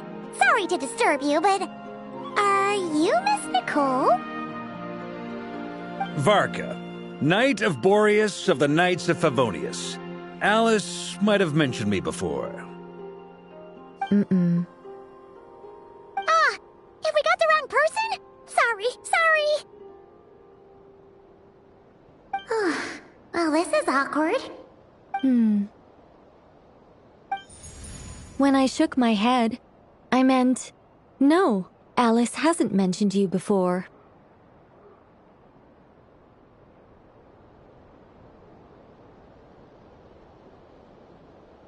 Huh? Where is this voice coming from? My apologies. For certain reasons, I am unable to speak. This is the only way I can communicate with you. It might take some getting used to, but I hope you can understand. Hey, it's fine. I'm more shocked by the fact that Alice never speaks about me. I mean, As for you two, we have crossed paths twice before, but it is nonetheless a pleasure to finally meet you. It's really you! Thanks for all your guidance in the past! You're quite welcome. This time, things are different. We have reached the unwritten pages of the story. You might say that we stand at the crossroads of fate.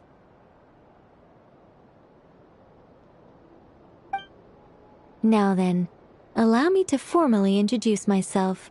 My name is...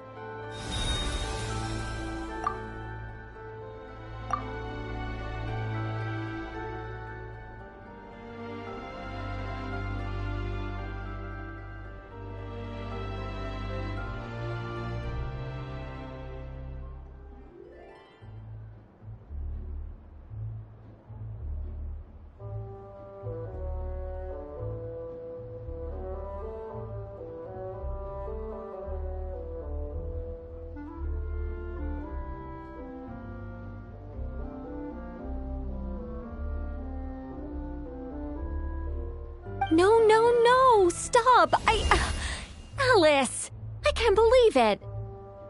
I had a whole speech prepared. I'd agonized over every single word. She always picks the worst moments to ruin other people's plans. I'm so sorry about that. Alice took the liberty of devising some bespoke self-introduction magic for each member of the Hexen Circle. But I could have sworn I deleted all of the triggering conditions for it.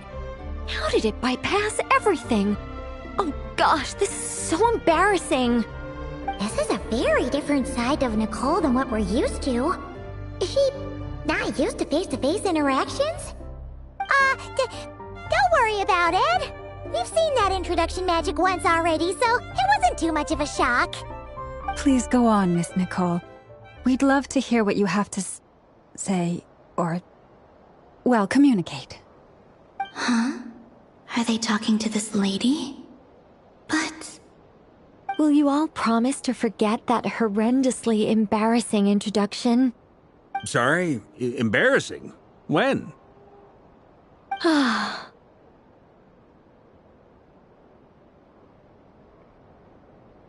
Yes, my name is Nicole, and I am one of a very few angels who have retained both their preferred form and their power. The Traveler and Paimon should be no strangers to this concept. There is another of our kind in Natlan. They call her the Lord of the Night. All right! Paimon remembers her. Yes. Well, I have retained more of my power than she. It's because I don't have a long-term duty to fulfill. To be more specific, no. We'll be here all day if I get into the specifics. Moving on. If I'm not mistaken, you are here because you wish to learn how one might reach the moon beyond the sky. That's right. Is that something you can give us any guidance on? Yes, I do know a way. It began with the Hyperboreans, who lived after the War of Funerary Flame. Blank looks. Maybe I should start with the background of the war. Or maybe not. It shouldn't be an issue. I'll fill in the gaps for you when we have more time. Anyway, after that war ended, the three moons retreated to beyond the false sky. The Hyperboreans were humans I once aided. They accepted the civilization and creations bestowed upon them by the angels. But despite accepting many blessings of the angels, many among them still held on to their faith in the moons. They were reluctant to accept the new order, even after the War of Funerary Flame. They sought to contact the moon goddesses beyond the sky and receive their guidance.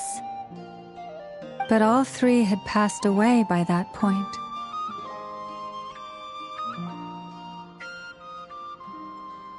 This mage has a unique method of communicating. Is she talking about the moons? Yes, but they did not know. And so, still they prayed for the moon goddess's mercy.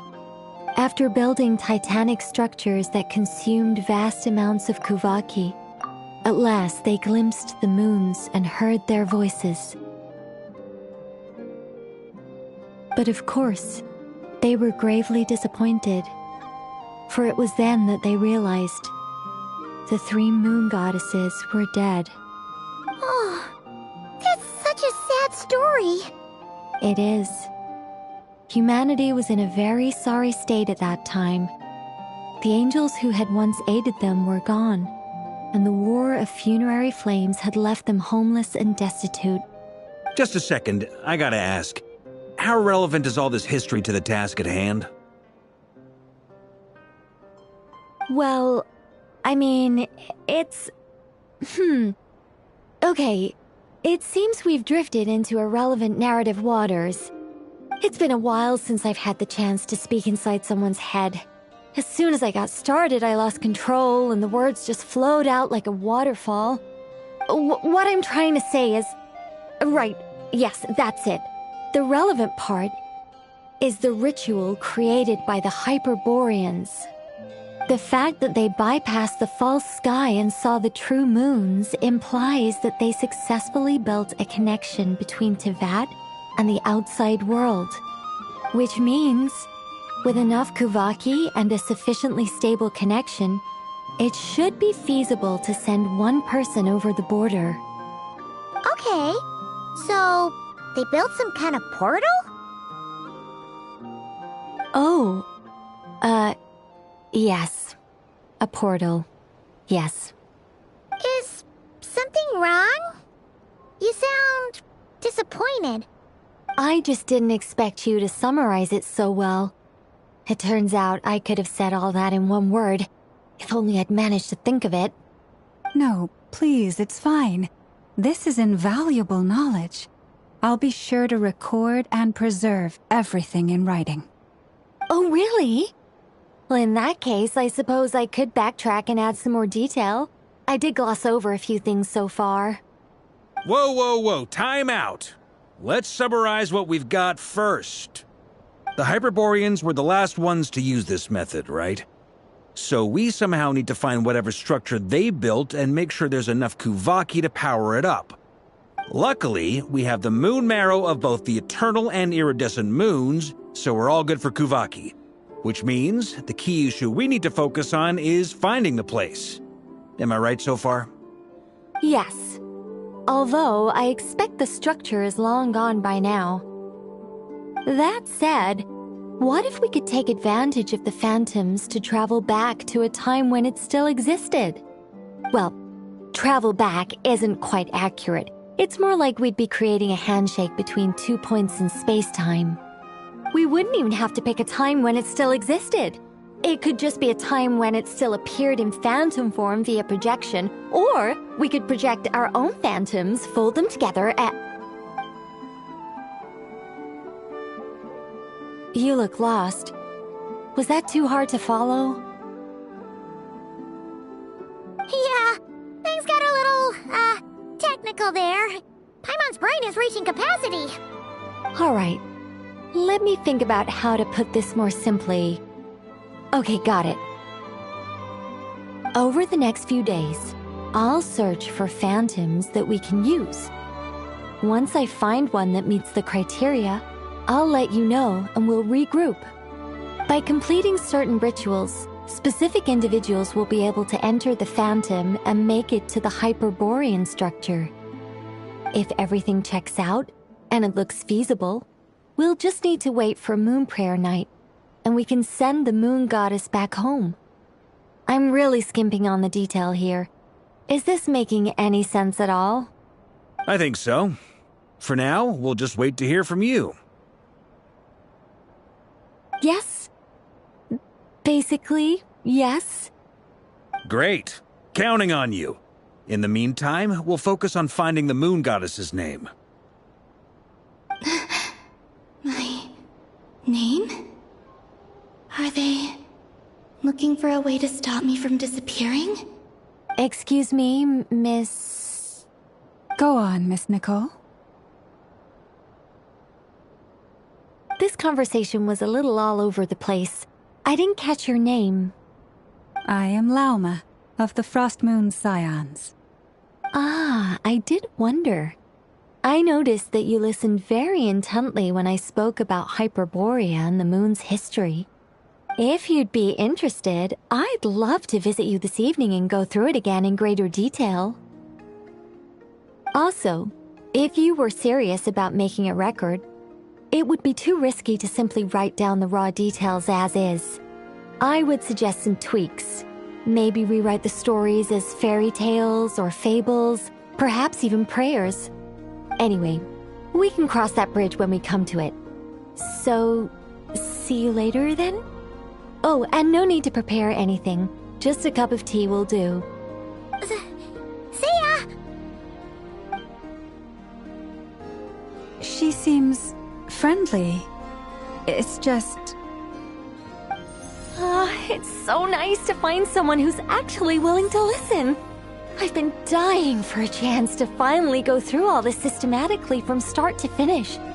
Any longer and I'd probably start forgetting it. Now Paimon gets why Alice told us to mind our heads. Ha ha ha ha, what did I tell you? A lot of quirky people in Alice's orbit. Now then, the next order of business is, where do we start looking for the Moon Goddess's name? Maybe the rest of what Nicole has to say might give us some clues. Once I've heard her out, I'll summarize the salient points and share them with you all. I'm also inclined to review our other documents. Yes, our faith was first established by our Hyperborean ancestors, but many of the more factually accurate records are from after Kuthar's birth.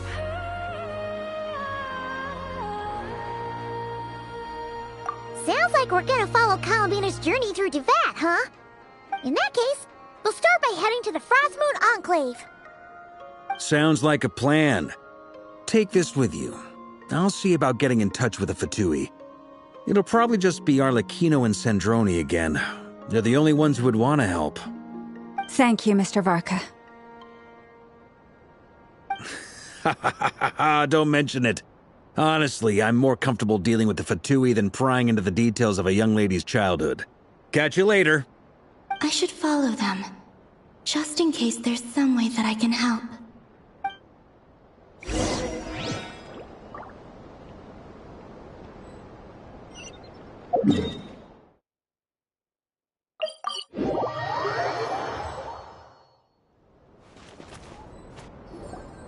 A while ago, I took the time to organize all documents in our possession that pertain to Kutar. What you see here is the material I consider reliable. You're saying there's unreliable material too? Yes. Most of the information we have was transmitted through an oral tradition.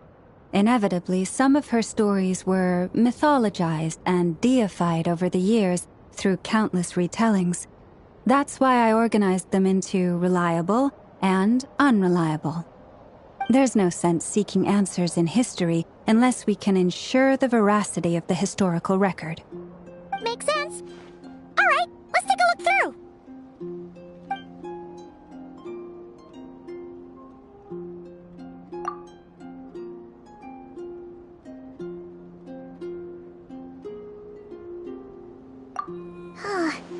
Almost all these records refer to Kutar instead of Columbina. Although neither of those is her real name. Paimon's not sure what point she's trying to make. What we can gather from these records is that the Frostmoon Scions worshipped her as a god, placing impossible expectations upon her. I cannot fault them for their earnest faith, but for all their devotion, worshipping her day in, day out changed nothing. I imagine that none of it resonated with Columbina. It wouldn't surprise me if, even back then, she had already begun to reject the name Kutar and everything it represented. Lama speaks the truth. When I heard them call upon Kutar with hope and expectation in their voices, they may as well have been calling upon somebody else.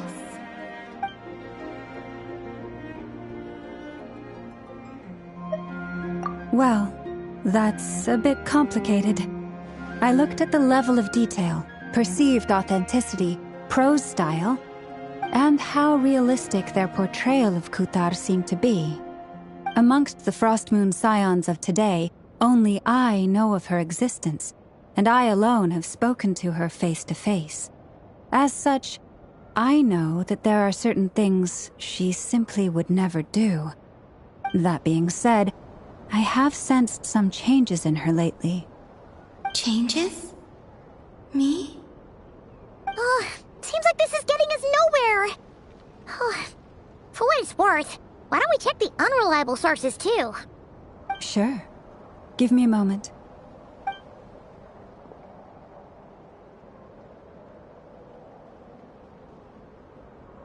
Exerting but a fraction of her divine might, Kutar sheared a great mass from the snow-capped mountain and cast it into the sea, upon whose surface shone the mirror image of the moon. Thus was formed the island of Hisi. Yeah, right. That doesn't even begin to pass the sniff test. The 3 moons are naught but lies through and through. Only one moon has ever shone for us, and Kutar is her name.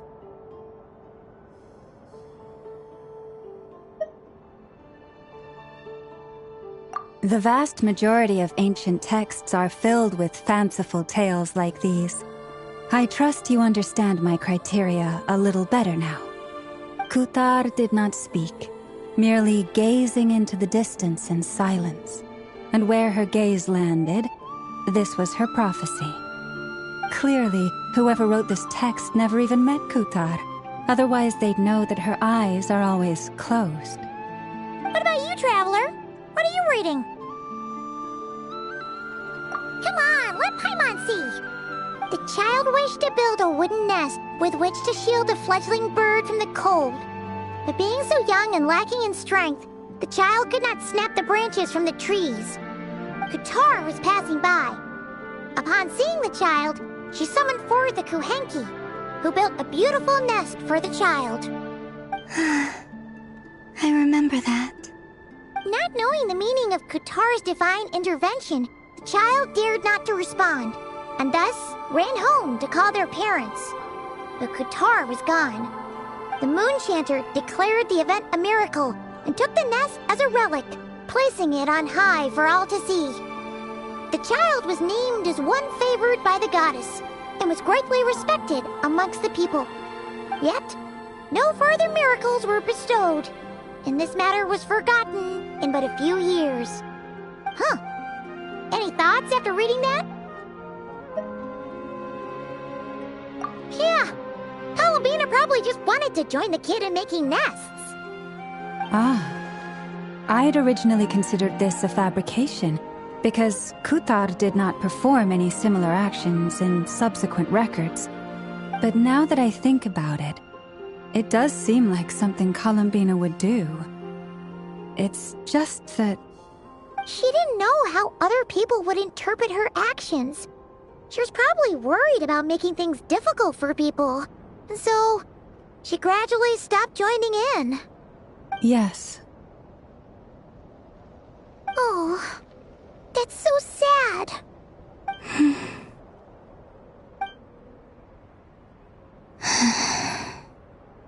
And now, I can make no such gestures of warmth, even if I want to.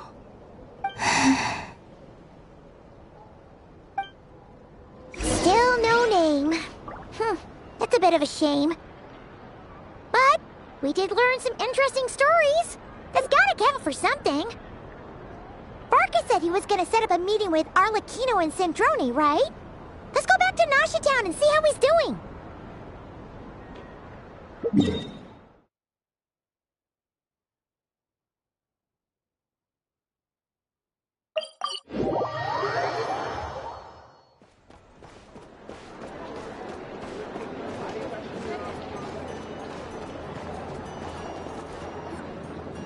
Let's see. There's Varka. Oh, and it's Durin and Albedo too.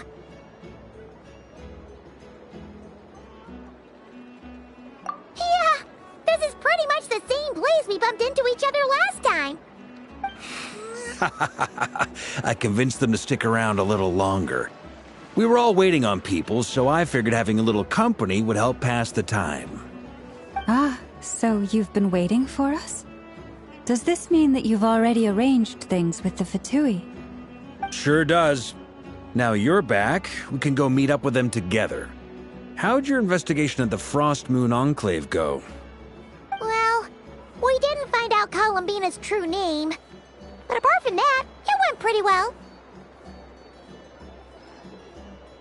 Aha, just as well that I didn't tag along then. I'm sure our moon goddess wouldn't want every man and his dog knowing all about her private life. Still, desperate times, desperate measures, I guess. Someone had to do it. So, Varka was waiting on us, but what about you two? Are you waiting for Alice? Oh, no. We already met with her. We discussed that experiment I mentioned to you last time.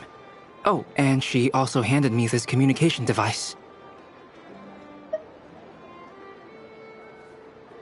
That's right.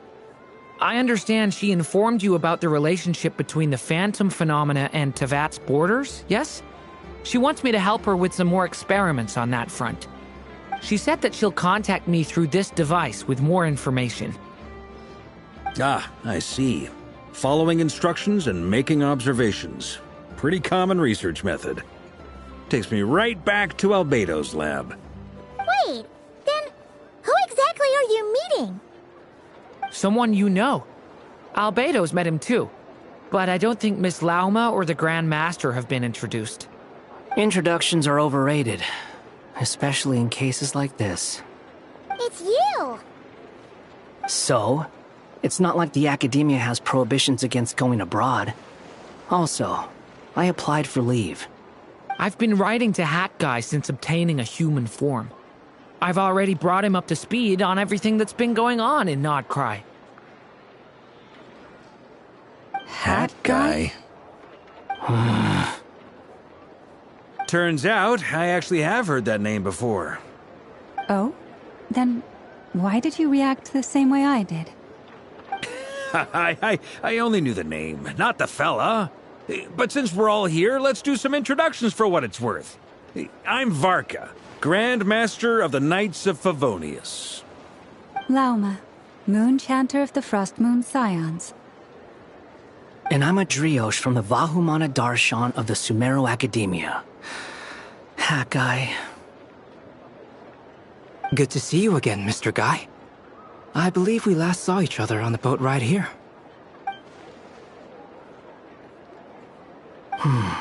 Mind you, the only reason I came here is because there's someone I want to look into. Who's that? The Doctor, also known as Dottore, second of the Fatui Harbingers. From the tone of your voice, it sounds like there's bad blood between you. I was reviewing our archives and noticed that a lot of information about him was missing. Left a bad taste in my mouth. That's all there is to it. Dottore, or Zondique, as he was then known, once studied at the Academia, but he got kicked out before he could graduate.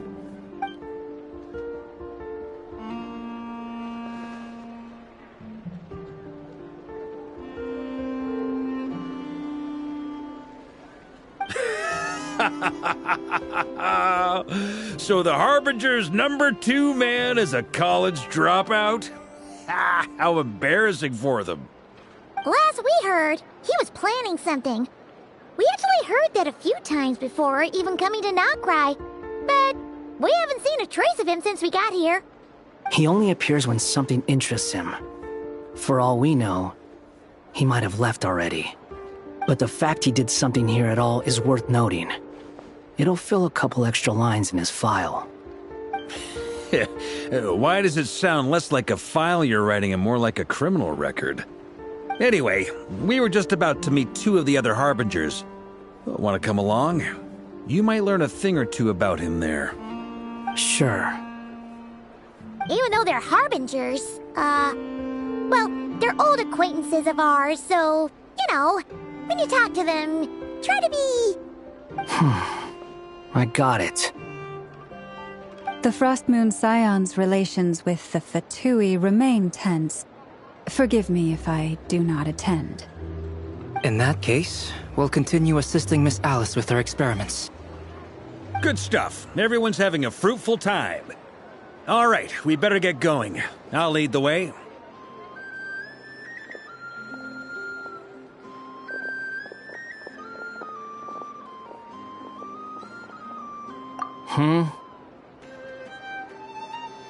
Well, yeah, that's obviously part of it. But I'm not the only one who has a score to settle with him. Neither you, nor Lesser Lord Kusanali, nor I want to see him meddling with things again.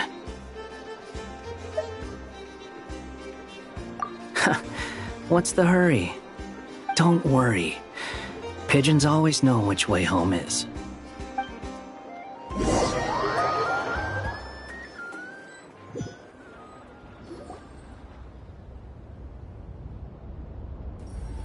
You made it. Who is this? A scholar from Sumeru. They call him Hat Guy. He's an old friend of the Travelers. Wait, this is the Academia representative you wrote about? He doesn't exactly look the part. I believe this will prove my identity. You'll notice it bears the seal of the Sanctuary of Surasthana. Well, what do you know? So it does. All right then. My mistake. It's fine. I expected as much. What? So as I mentioned in my letter, the Academia's got its eyes on Dottore. But this matter remains top secret. Apart from those assisting in the investigation, the fewer people who know, the better. If anyone asks, I'm here in Notcry to pursue my personal academic interests. Gotta say, Varka, you did pretty well to keep all this under wraps for so long. Sounds like you got in touch with the Academia about this way back. you flatter me. Where do I even start? Remember that time we fought Rerir at Star Sand Shoal? He sure let me have it then, didn't he? I'll bet Dottore had that all sketched out, with me as his convenient little pawn. He could not care less about us if he tried, but hey! The feeling's mutual. Does Dottore really strike you as the sort who values his relationships with his colleagues? Fair point. Definitely not. Which is why I always keep my guard up whenever he starts making suspicious moves. To that extent, our motivations align. On top of which, I consider you trustworthy people. Now, back on topic. In the wake of the Reikir of Solnari episode, Sandrone and I grew suspicious about Dottore's complete inaction during the entire affair. So we tried to find out what he'd been up to, but unfortunately to no avail. He never lets anyone in on his plans. The more he cares about something, the more secretive he gets. Indeed. Perhaps he believes that by keeping a low profile, he can avoid trouble. But that trick isn't going to work on his colleagues. Yeah, I mean, he's been researching the ancient moon's remnants. And he's been trying to get his paws on the moon marrows. Only an idiot would believe he doesn't have something more planned. With this in mind, I returned to Snezhnaya and relayed my thoughts to Her Majesty the Tsaritsa, entreating her to have him recalled. That's pretty direct. Did the Tsaritsa agree? Yes. I made it abundantly clear that the Fatui's business in Nodcry is almost concluded, and we do not need 3 harbingers in this territory. Her Majesty concurred. Accordingly, Dottore has returned at her orders. I imagine he is continuing with experiments, which no one besides he would ever have any interest in. Common sense might mean nothing to him, but he's not stupid. He knows that no good can come from opposing the Tsaritsa. Smarts alone won't get him all the way. He needs the Rooster's resources and Regrator's Mora, both of which the Tsaritsa can strip from him by waggling a finger. But doesn't he have a track record of publicly following orders while going against them in private? He probably has it down to a fine art by now. Wouldn't put it past him. We worked together on a research project once. Only briefly, but it was enough to show me that we're fundamentally different people. He has no interest in doing things methodically, stage by stage. His thoughts jump all over the place, and the moment his curiosity is satisfied, or he gets the results he wants, he disappears. The only similarity we share is that, once we set our minds on doing something, we will see it done, whatever it takes. Well, we definitely saw some of that in your battle with Rerir. You got so competitive. Ugh, do not remind me. Then I believe we all concur. Dottore will not simply give up. Fantastic. Now this is turning into a whole day of unpleasant memories. Ugh. Are you talking about the moon marrow stuff?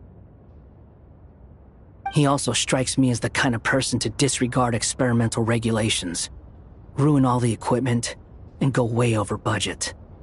Then leave the first person he can find to deal with the fallout. Exactly! This one time, he was running some high-temperature experiment and the substance exploded. But does he care? No! He orders his subordinates to open the device so he can observe the results, which causes the gas inside to leak out. That gas was poisonous! If I hadn't been there, who knows how many people might have died? And after all that, he left, while I was still cleaning up after his mess. What a waste of time, he said. Waste of time? The nerve! He wasted my time! You've been bottling that up for a while, huh? Hat guy, I must say, you seem awfully familiar with internal Fatui affairs. Especially when it comes to Dottore. Thank you, Lady Harbingers, for providing such valuable information. I have no other questions for now, so I'll be on my way. Wait, what? You're just gonna leave? You're welcome to join if you want. Ugh. Just when Paimon thought he'd finally mellowed out. He makes quite the impression. I'll say. I've met tons of headstrong people, but not many of them would join me in bad-mouthing Dottore. Anyway, back to the main agenda. Barca, you said that Columbina has gone missing? Or rather, disappeared. Yeah. We're working on building a connection between her and this world. The simplest method is to find out her real name. I've actually asked her that question before, but she said she didn't know. Considering our relationship, I doubt she was lying to me. As far as I recall, she was never dispatched by Her Majesty to claim a gnosis or anything like that. The Tsaritsa's plans had long contained a place specifically for her. I always thought that was weird. What could she do that the rest of us couldn't? Knowing what we do now, it's probably something related to Kavaki, right? More than likely. When she first arrived, Columbina would often go to Her Majesty and ask when she could start the task assigned to her. But Her Majesty always gave the same reply. The time has not yet come. So she spent her days in Snezhnaya doing basically nothing. The Tsaritsa has summoned a beautiful blind maiden to be a harbinger, giving her the third seat by virtue only of her enchanting voice. It was a dumb and stupid rumor, but the reality of the situation made it hard to refute. And what happened after that? I imagine she stopped caring. She no longer seemed to care why she had been recruited, and Her Majesty never gave her any missions, so she just continued to sing in the flower garden. For my part, I was busy. So busy, in fact, that watching someone be that idol had me fuming. But still, I got the sense that she had long been used to a life of other people claiming she was needed when she wasn't. I just felt that having a place to stay would cost me something eventually. And so I waited quietly for the day that I would have to pay the price. And on the other end of that spectrum, you had me. Someone once told me that I had the lousiest work and the toughest luck. That's a good way of putting it. I forget who said it, but those words have always stuck with me.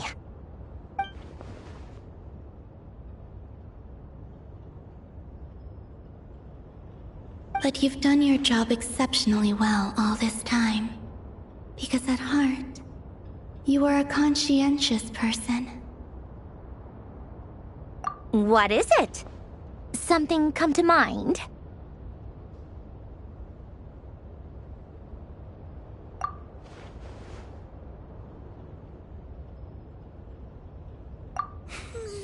That makes sense. Nothing screams you are needed like your name shouted from across the town. Well, good luck with it. But if you ask me, Columbina is still the most shoutable name. I'm just so used to it now, after all the arguments we've had. I can't be bothered trying to remember another name for her. Nor I. Sandrone. Harlequino.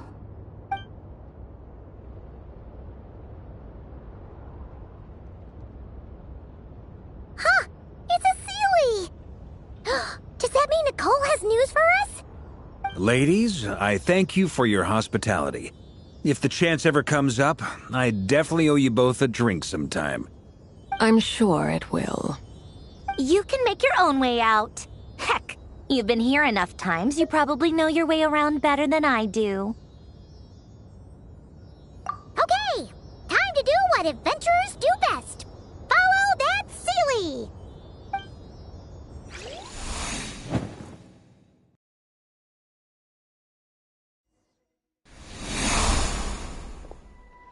Here you are.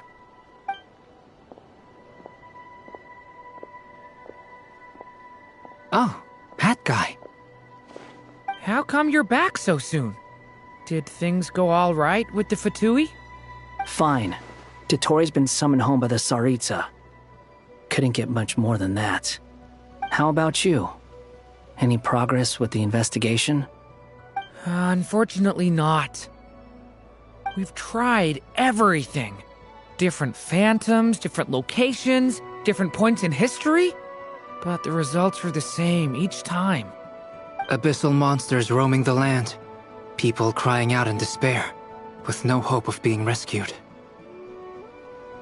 Every time I see it, I can't help but think, is this what it was like in Mondstadt when Dragonspine Durin attacked? And, if I fail in the task I've been given, will I create yet another tragedy? That's just meaningless speculation. When we encountered similar phenomena previously, I tried to interfere with those illusions, using sounds and lights to guide them. However, we could not change their fates. At most, we were able to extend their existences. The events of the past are like fate that has been written into Irminsul. There isn't a living thing in Teyvat that can escape its past. But Miss Alice instructed us to try to find ways to change the outcome that these phantoms face. It's an impossible task. Can't you just refuse? Since she asked us to do this, I feel like it can't truly be impossible. Or if it is, well, mages can make the impossible possible. I could not have been born as Durin otherwise. But you also said that your past 39 attempts were fruitless. That's true. But you're still going. Yes. After this many futile attempts, surely you realize that you're not doing this because you still believe what some mage told you. It's because you want her hypothesis to come true. It's something you wish for deep inside. So, think for yourself about what you want to do. As long as you don't believe it's futile, it isn't. Yeah. Previous experience indicates that we cannot touch the phantoms, which limits the effectiveness of our interventions.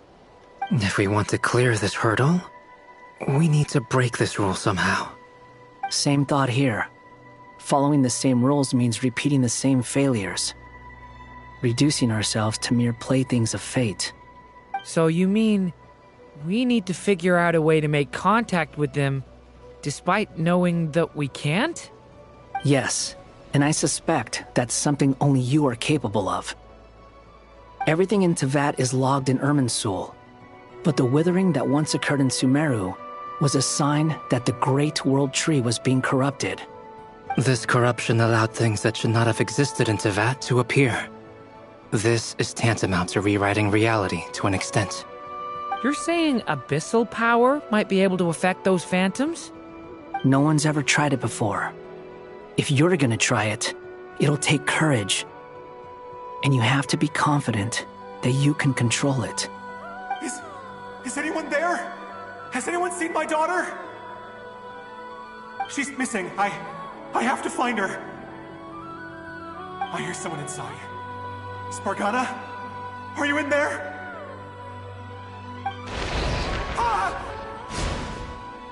If I can use my abyssal powers to warn him that there is danger here, maybe it'll change his decision.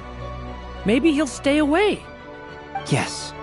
The important thing is not the nature of the power, but rather how you use it. To intimidate and obstruct. Sounds about right for the Abyss. Let me try. I should be able to influence that thing. Have you seen the little girl? What? This isn't the time for that! Just run!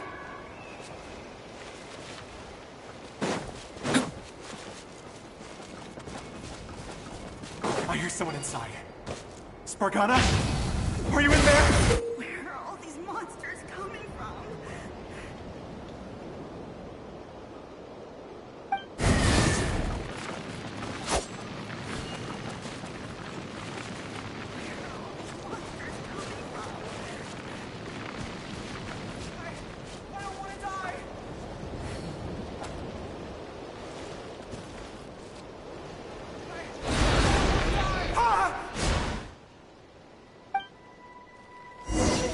seen a little girl? What? This isn't the time for that! Just run! Where are all these monsters coming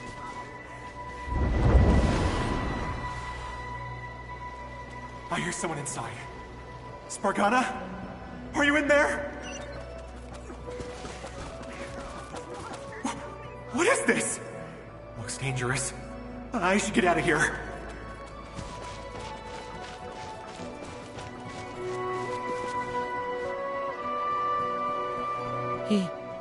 He really left. Ha! We did it! Don't celebrate too soon. Follow him. See what he does next. Monsters approaching from the front. You need to stop them and create an opportunity for him to hide.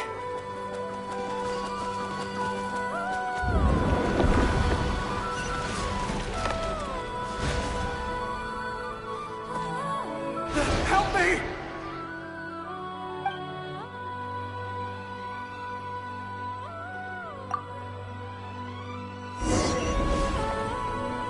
Monsters approaching from the front. You need to stop them and create an opportunity for him to hide.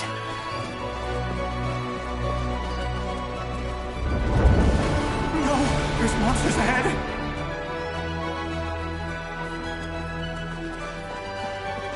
Wait, is that the barrier I saw earlier? Why is it appearing now? It's as if someone's controlling it.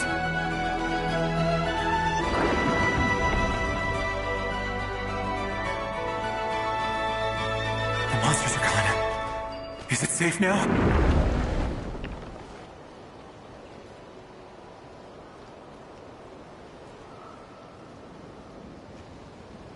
The barrier's gone too. How odd. Anyway, I guess I'll keep going. Quickly, let's keep up.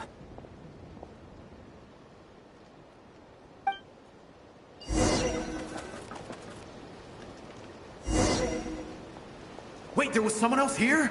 Don't go any further. We've got anti-monster traps laid out everywhere. But my daughter must just be up ahead. I have to go. This way's blocked.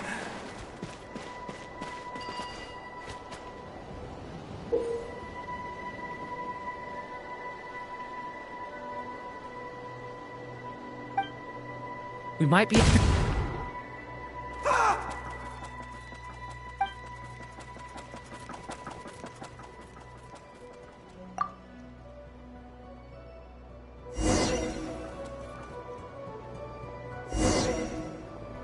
Wait, there was someone else here? Don't go any further. We've got anti-monster traps laid out everywhere.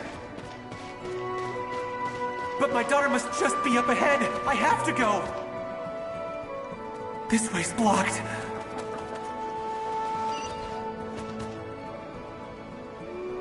We might be able to use the explosives over there, but we need to take care not to hurt him.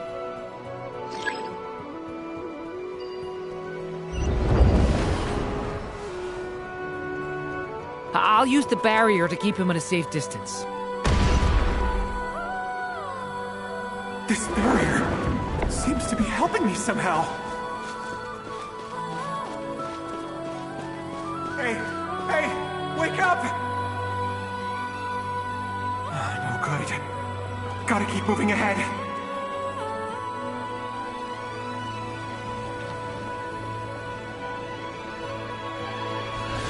So many monsters! There's still a chance, Durin. Use the traps.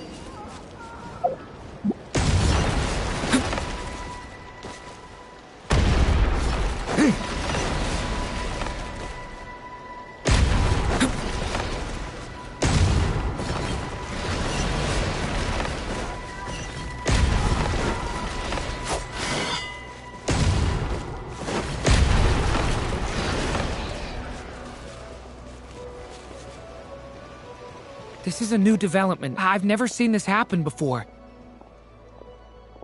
We might just be able to save this person.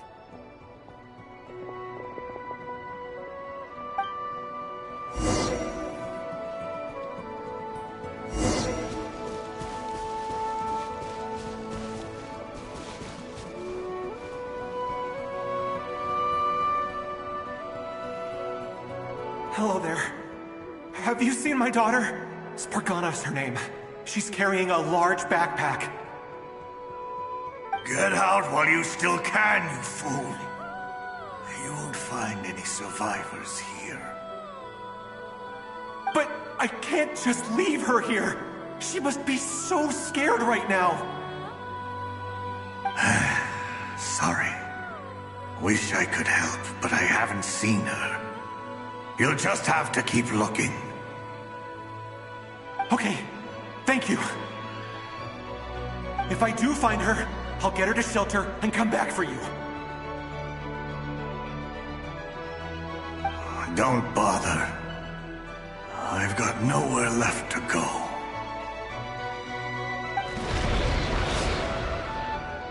What's that noise? Monster!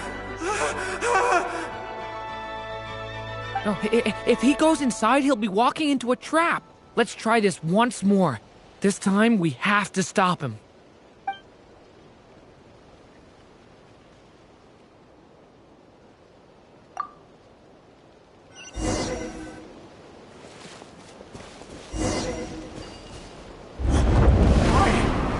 How will I know where Spargana's gone like this?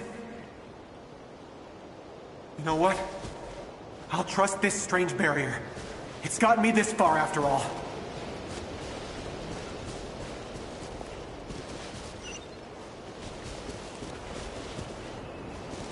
Spargana! What?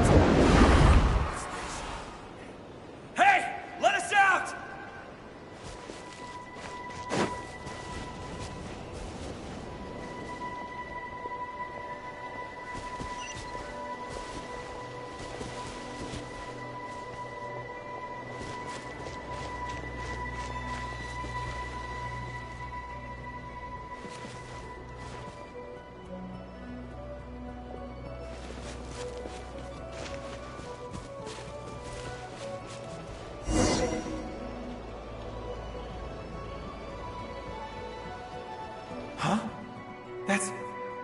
That looks like one of my daughter's books!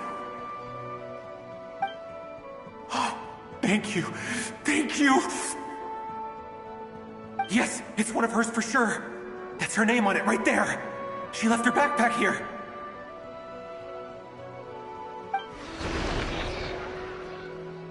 Durin, just like last time. Use the explosives.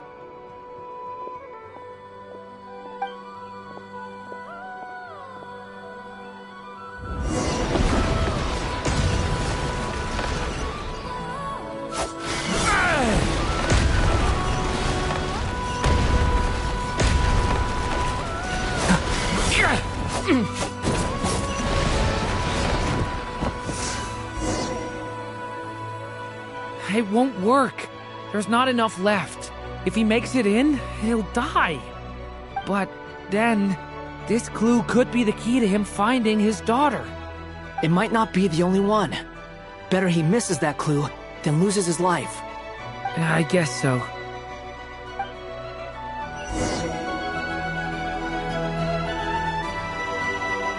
Stop him, Durin. We can't let him get any further in. That's my daughter's book! She's passed this way! Why? Why won't you let me go in? I've searched and searched and searched just for this! But how will I find her without any clues? I no longer have anywhere else to go.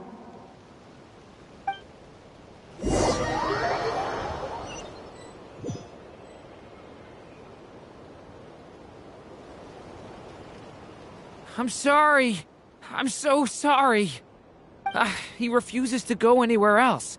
Whether he opens this door or not, all that awaits him now is death. couldn't change his fate. Albedo? Hat Guy? Let's try one more time. I don't know how we're gonna do this, but I don't want to give up either.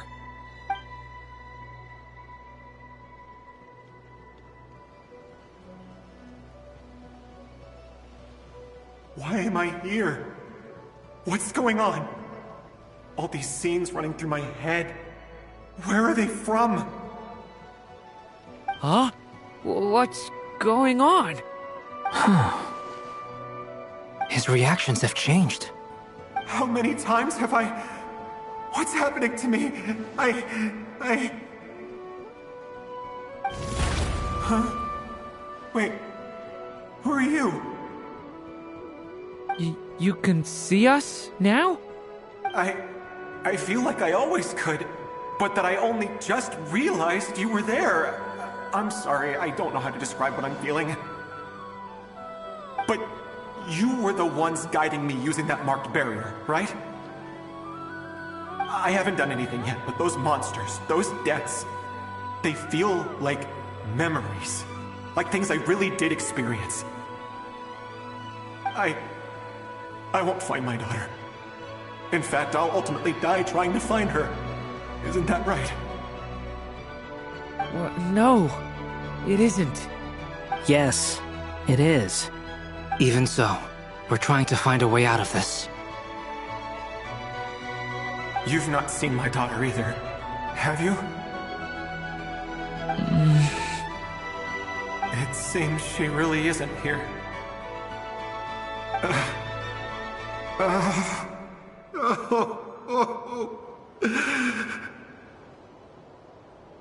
I'm sorry we couldn't help you.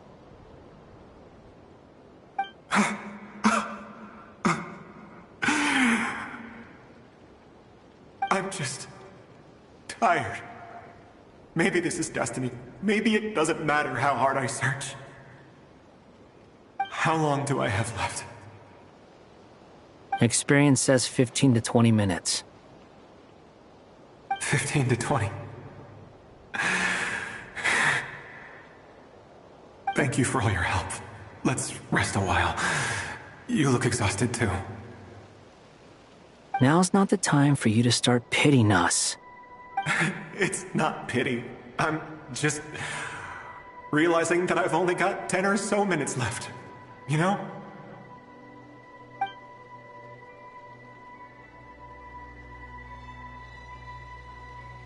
You say you're from Mondstadt, yes? A place with windmills, where people enjoy limitless freedom? And you're from Sumeru, where they've built an academy into a giant tree? Yes.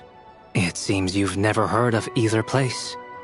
Those names are unknown to me, I'm afraid, yes. Have you heard of Hyperborea? I have, but I heard that it was destroyed in the distant past. I see. That was where my ancestors once lived. What about Delphi Pytho? Was it later rebuilt? I've never heard that name. Then what about Salvindaknir? I have seen that name on stone tablets on Dragonspine. But I'm afraid the only things left of that place are its ruins. I see. Sure enough, there was no way to turn this around, huh? I'm sorry. I was the one who asked to chat, but it seems like we're too many ages apart. There's barely any common ground to start from. It's all right. We did hear something new, at least. From how you speak of your lives, things must be going all right for you, I guess.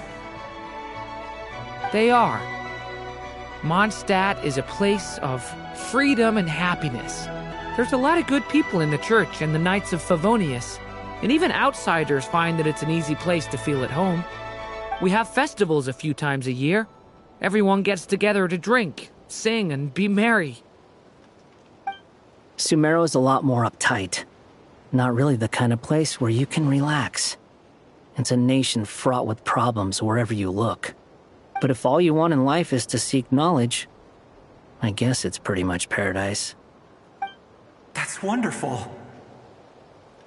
In other words, after this all-devouring black tide passed, humanity did not merely avoid extinction, but rose to build prosperous civilizations anew. I mean, I can see you all right now. That must mean the future isn't a total mess, right? That's true. Well, time's almost up. Let's part ways, I think. Might be best if you don't waste too much time on me. The chances are slim, I know, but I'd like to spend these last few minutes looking for Spargana. If things work out, I'd love to tell her about what I've heard. May we meet again. Well, or not, most probably. In that case, may your wishes come true.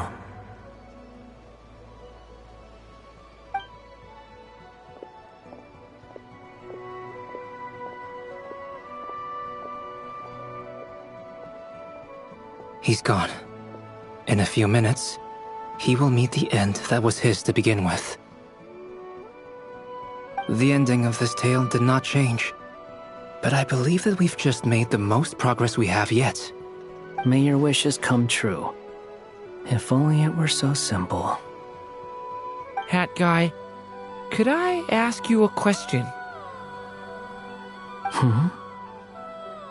You've never talked about your past. It seems complicated, and it weighs heavily on you, too. Would you be willing to tell me about it? I mean, sometimes it's better to get things out in the open. Take that guy we try to help, for instance. At least he said goodbye with a smile, right?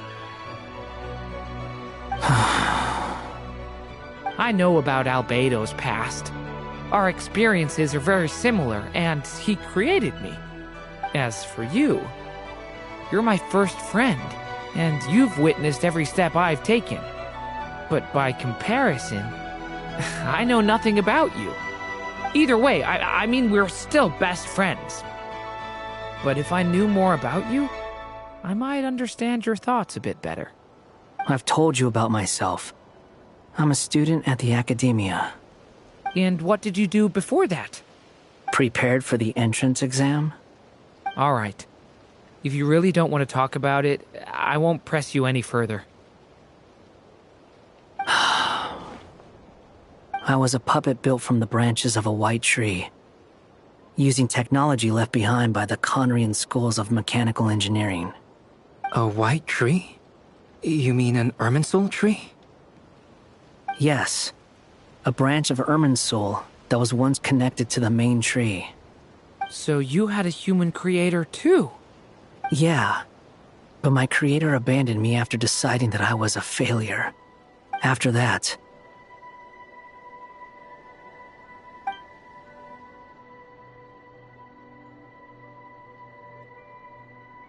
Durin. Resisting the influence of the Abyss, suppressing the urge to destroy, trying to do the right thing.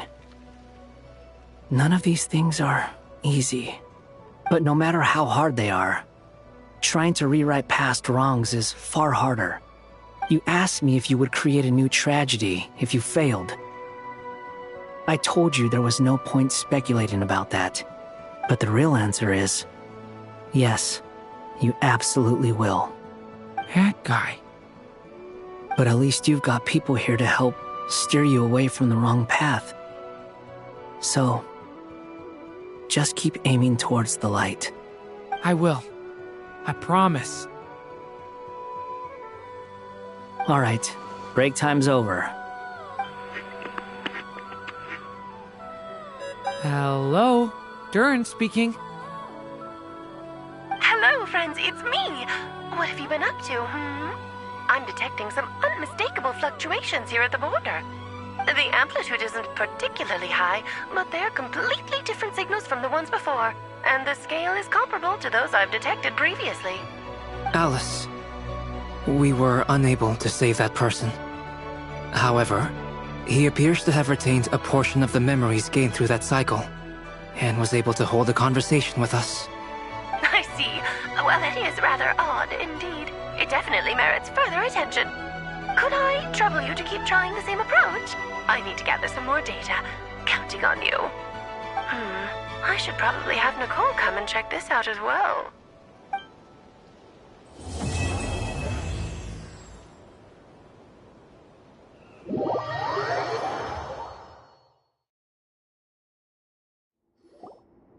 There you are.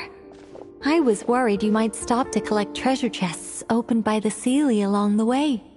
It would have taken you so much longer to get here.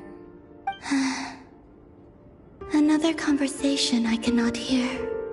I am delighted to see that you understand what takes priority, and that your adventurer's instinct has not swayed your resolve. Really, I must applaud you for it.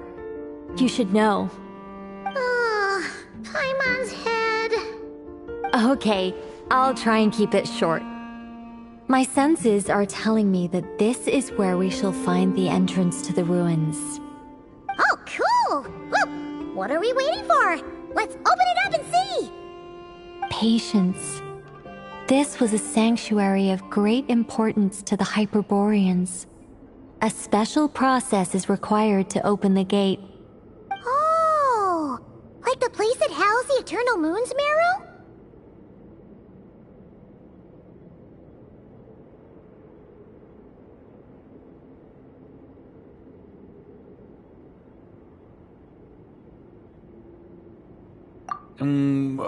Okay, so what's the plan? Need us to do anything? And just the short version, if you can. Alright then. I was planning to start with some background on the invention of these techniques. Are you sure you don't want to hear it? It's quite informative. Remember what you were saying about priorities? Fine. Simply put, we need 3 human representatives to successfully undergo a process of Kuvaki resonance. Think of it as a test from the 3 moon goddesses to see if the entrants are qualified, with the most recognizable qualification being Kuvaki. Pretty sure Lauma would ace that test. Oh, wait. But we need 3 people. I also have no doubt that the Moon Chanter would be qualified. But we would need 2 other people with the same constitution. Therefore, the most feasible method is not so much to follow the rules, but to figure out how the test functions and find a workaround. I've done some research, and it turns out the mechanism is rather crude. We'll simply need humans to stand before it who have sufficient Kuvaki energy within them. I'm with you so far. How do we get the Kuvaki in them? The easiest way would be transfusion. Take some Kuvaki from Nodkrai's soil, put it into the bloodstream, and get it circulating in the body. So we're going to cheat on the test? Precisely. There are other methods, but this is the simplest one. Cheating the system is much easier than trying to hide from it. Huh? Sorry? Does the idea of cheating upset you, Miss Lauma? No, that's not it. I suddenly had an idea. Oh, what is it? It's about Moon Prayer Night. I figured out a way for Kutar to join in the festivities. Huh? But as Paimon said, we need to have our priorities straight.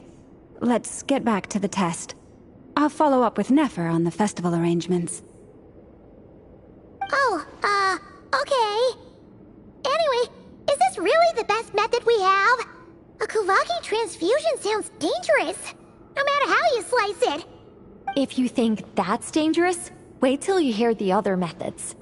I'd be more than happy to go through them if you'd like. There are several. No need, we're good.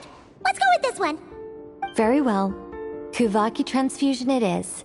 Now, I should mention that the risks can be greater or lower depending on individual compatibility. It would be rash to simply infuse the Kuvaki and hope for the best. If the body rejects it, the reaction can be quite severe. The symptoms are similar to another condition that some people living here suffer from, known as congenital Kuvaki sensitivity. So, before we execute our plan, I will perform a simple test of my own to see who is compatible and who is not. Once that is done, we will have to complete the resonance process as rapidly as possible.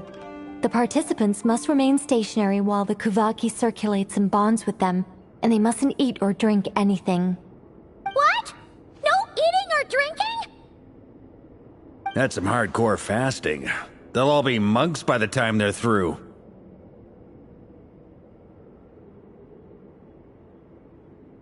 "3 days. Oh, that's so long! And we still need to find 2 more people who are not just compatible, but also willing to volunteer. Fasting? What are they talking about? Really? Don't you want to think this through? Haha, count me in too.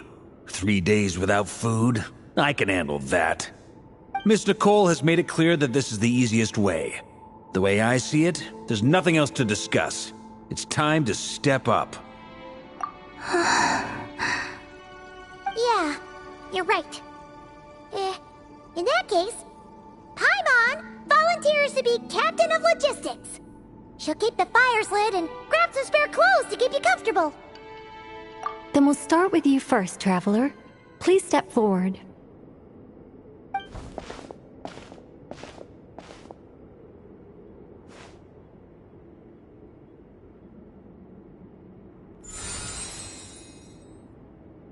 How's it going? Do you feel anything? How about now?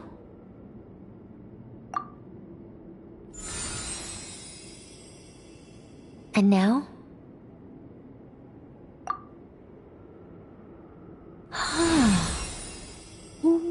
What about now? You guys, it's not a competition, you know.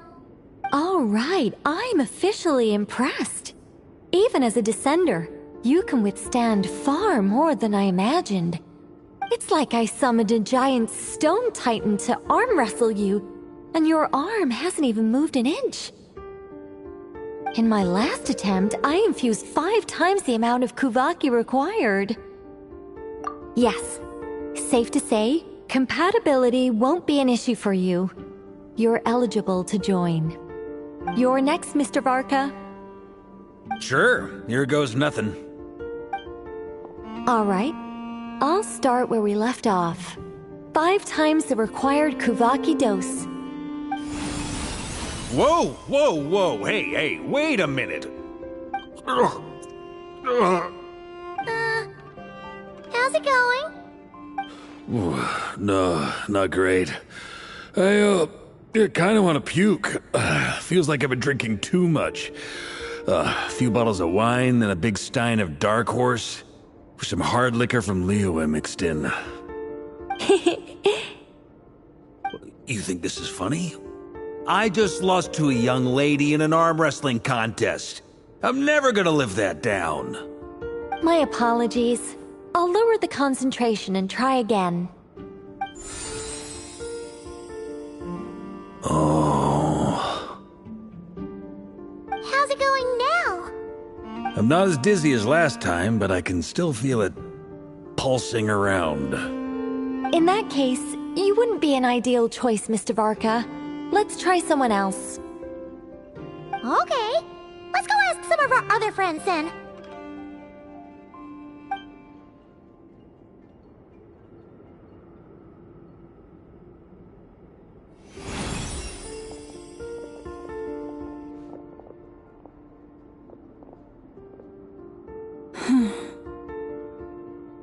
No surprises here, Miss Moonchanter. You're perfectly compatible. You may join.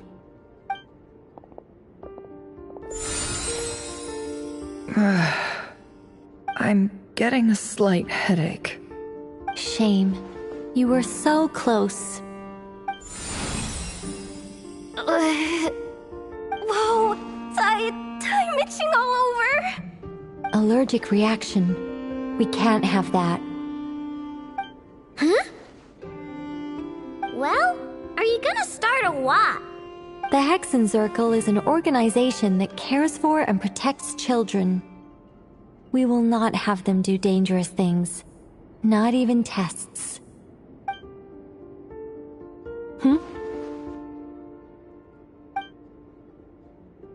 Is something the matter? The candidates have to be human. I guess that rules me out too. Huh. Everyone except the Moonchanter got beaten. Guess I don't need to feel so bad after all.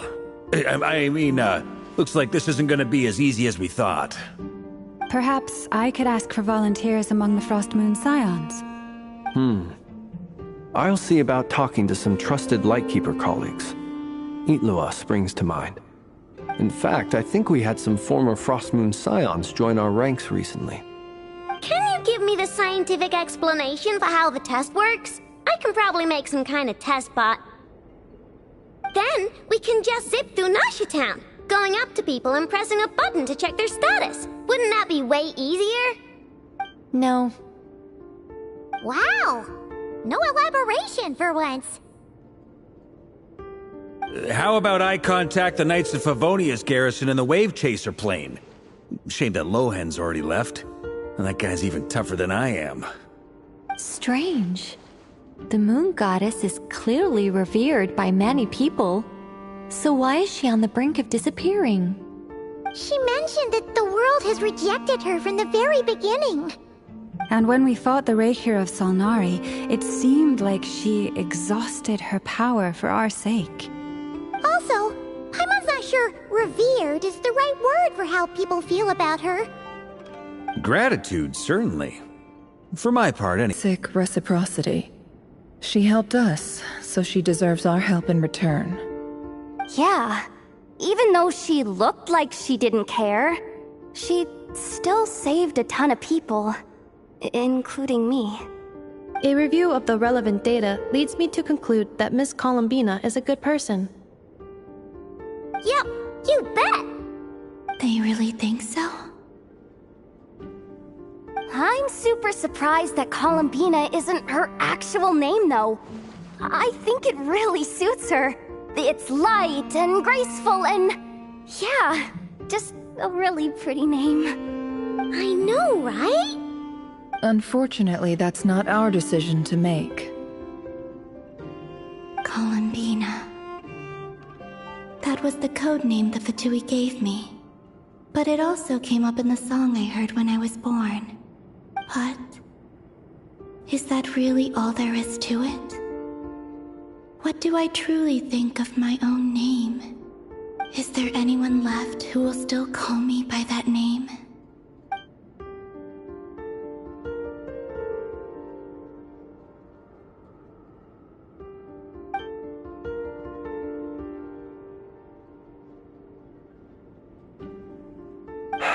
Moonprayer Night is getting closer by the day. We're running out of time. We need to look for other candidates. Then allow me to try. Huh? What are you doing here? You contacted your friends via the Adventurers Guild. Sandrone has been keeping an eye out for something like that, so she informed me. Since I have the ability to accommodate a moon marrow, I should prove to be a suitable candidate. Arlecchino. When can we begin? I see. We can begin right away.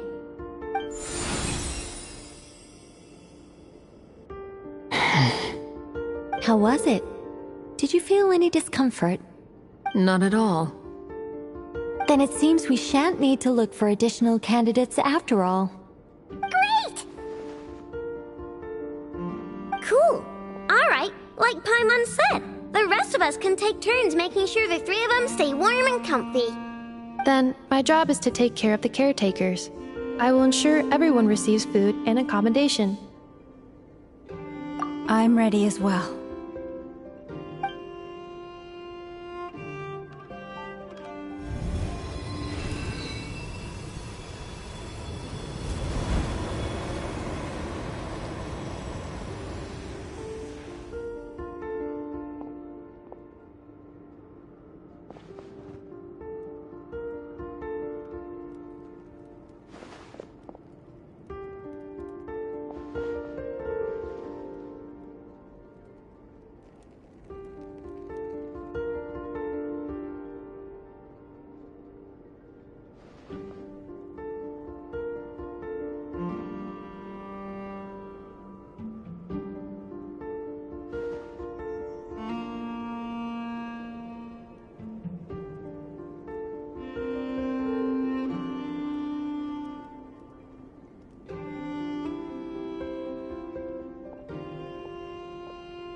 The work is done.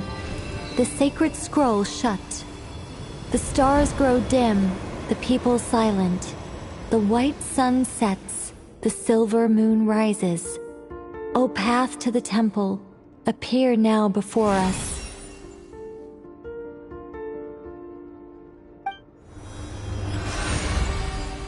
Wow! It really opened! So that's what all this is about. They've been trying to open this gate. Come, let us enter. It might be best to eat something first. Take care to chew properly and swallow slowly. It will give your body time to readjust to the digestion process. They will head in soon. They will need to enter this gate.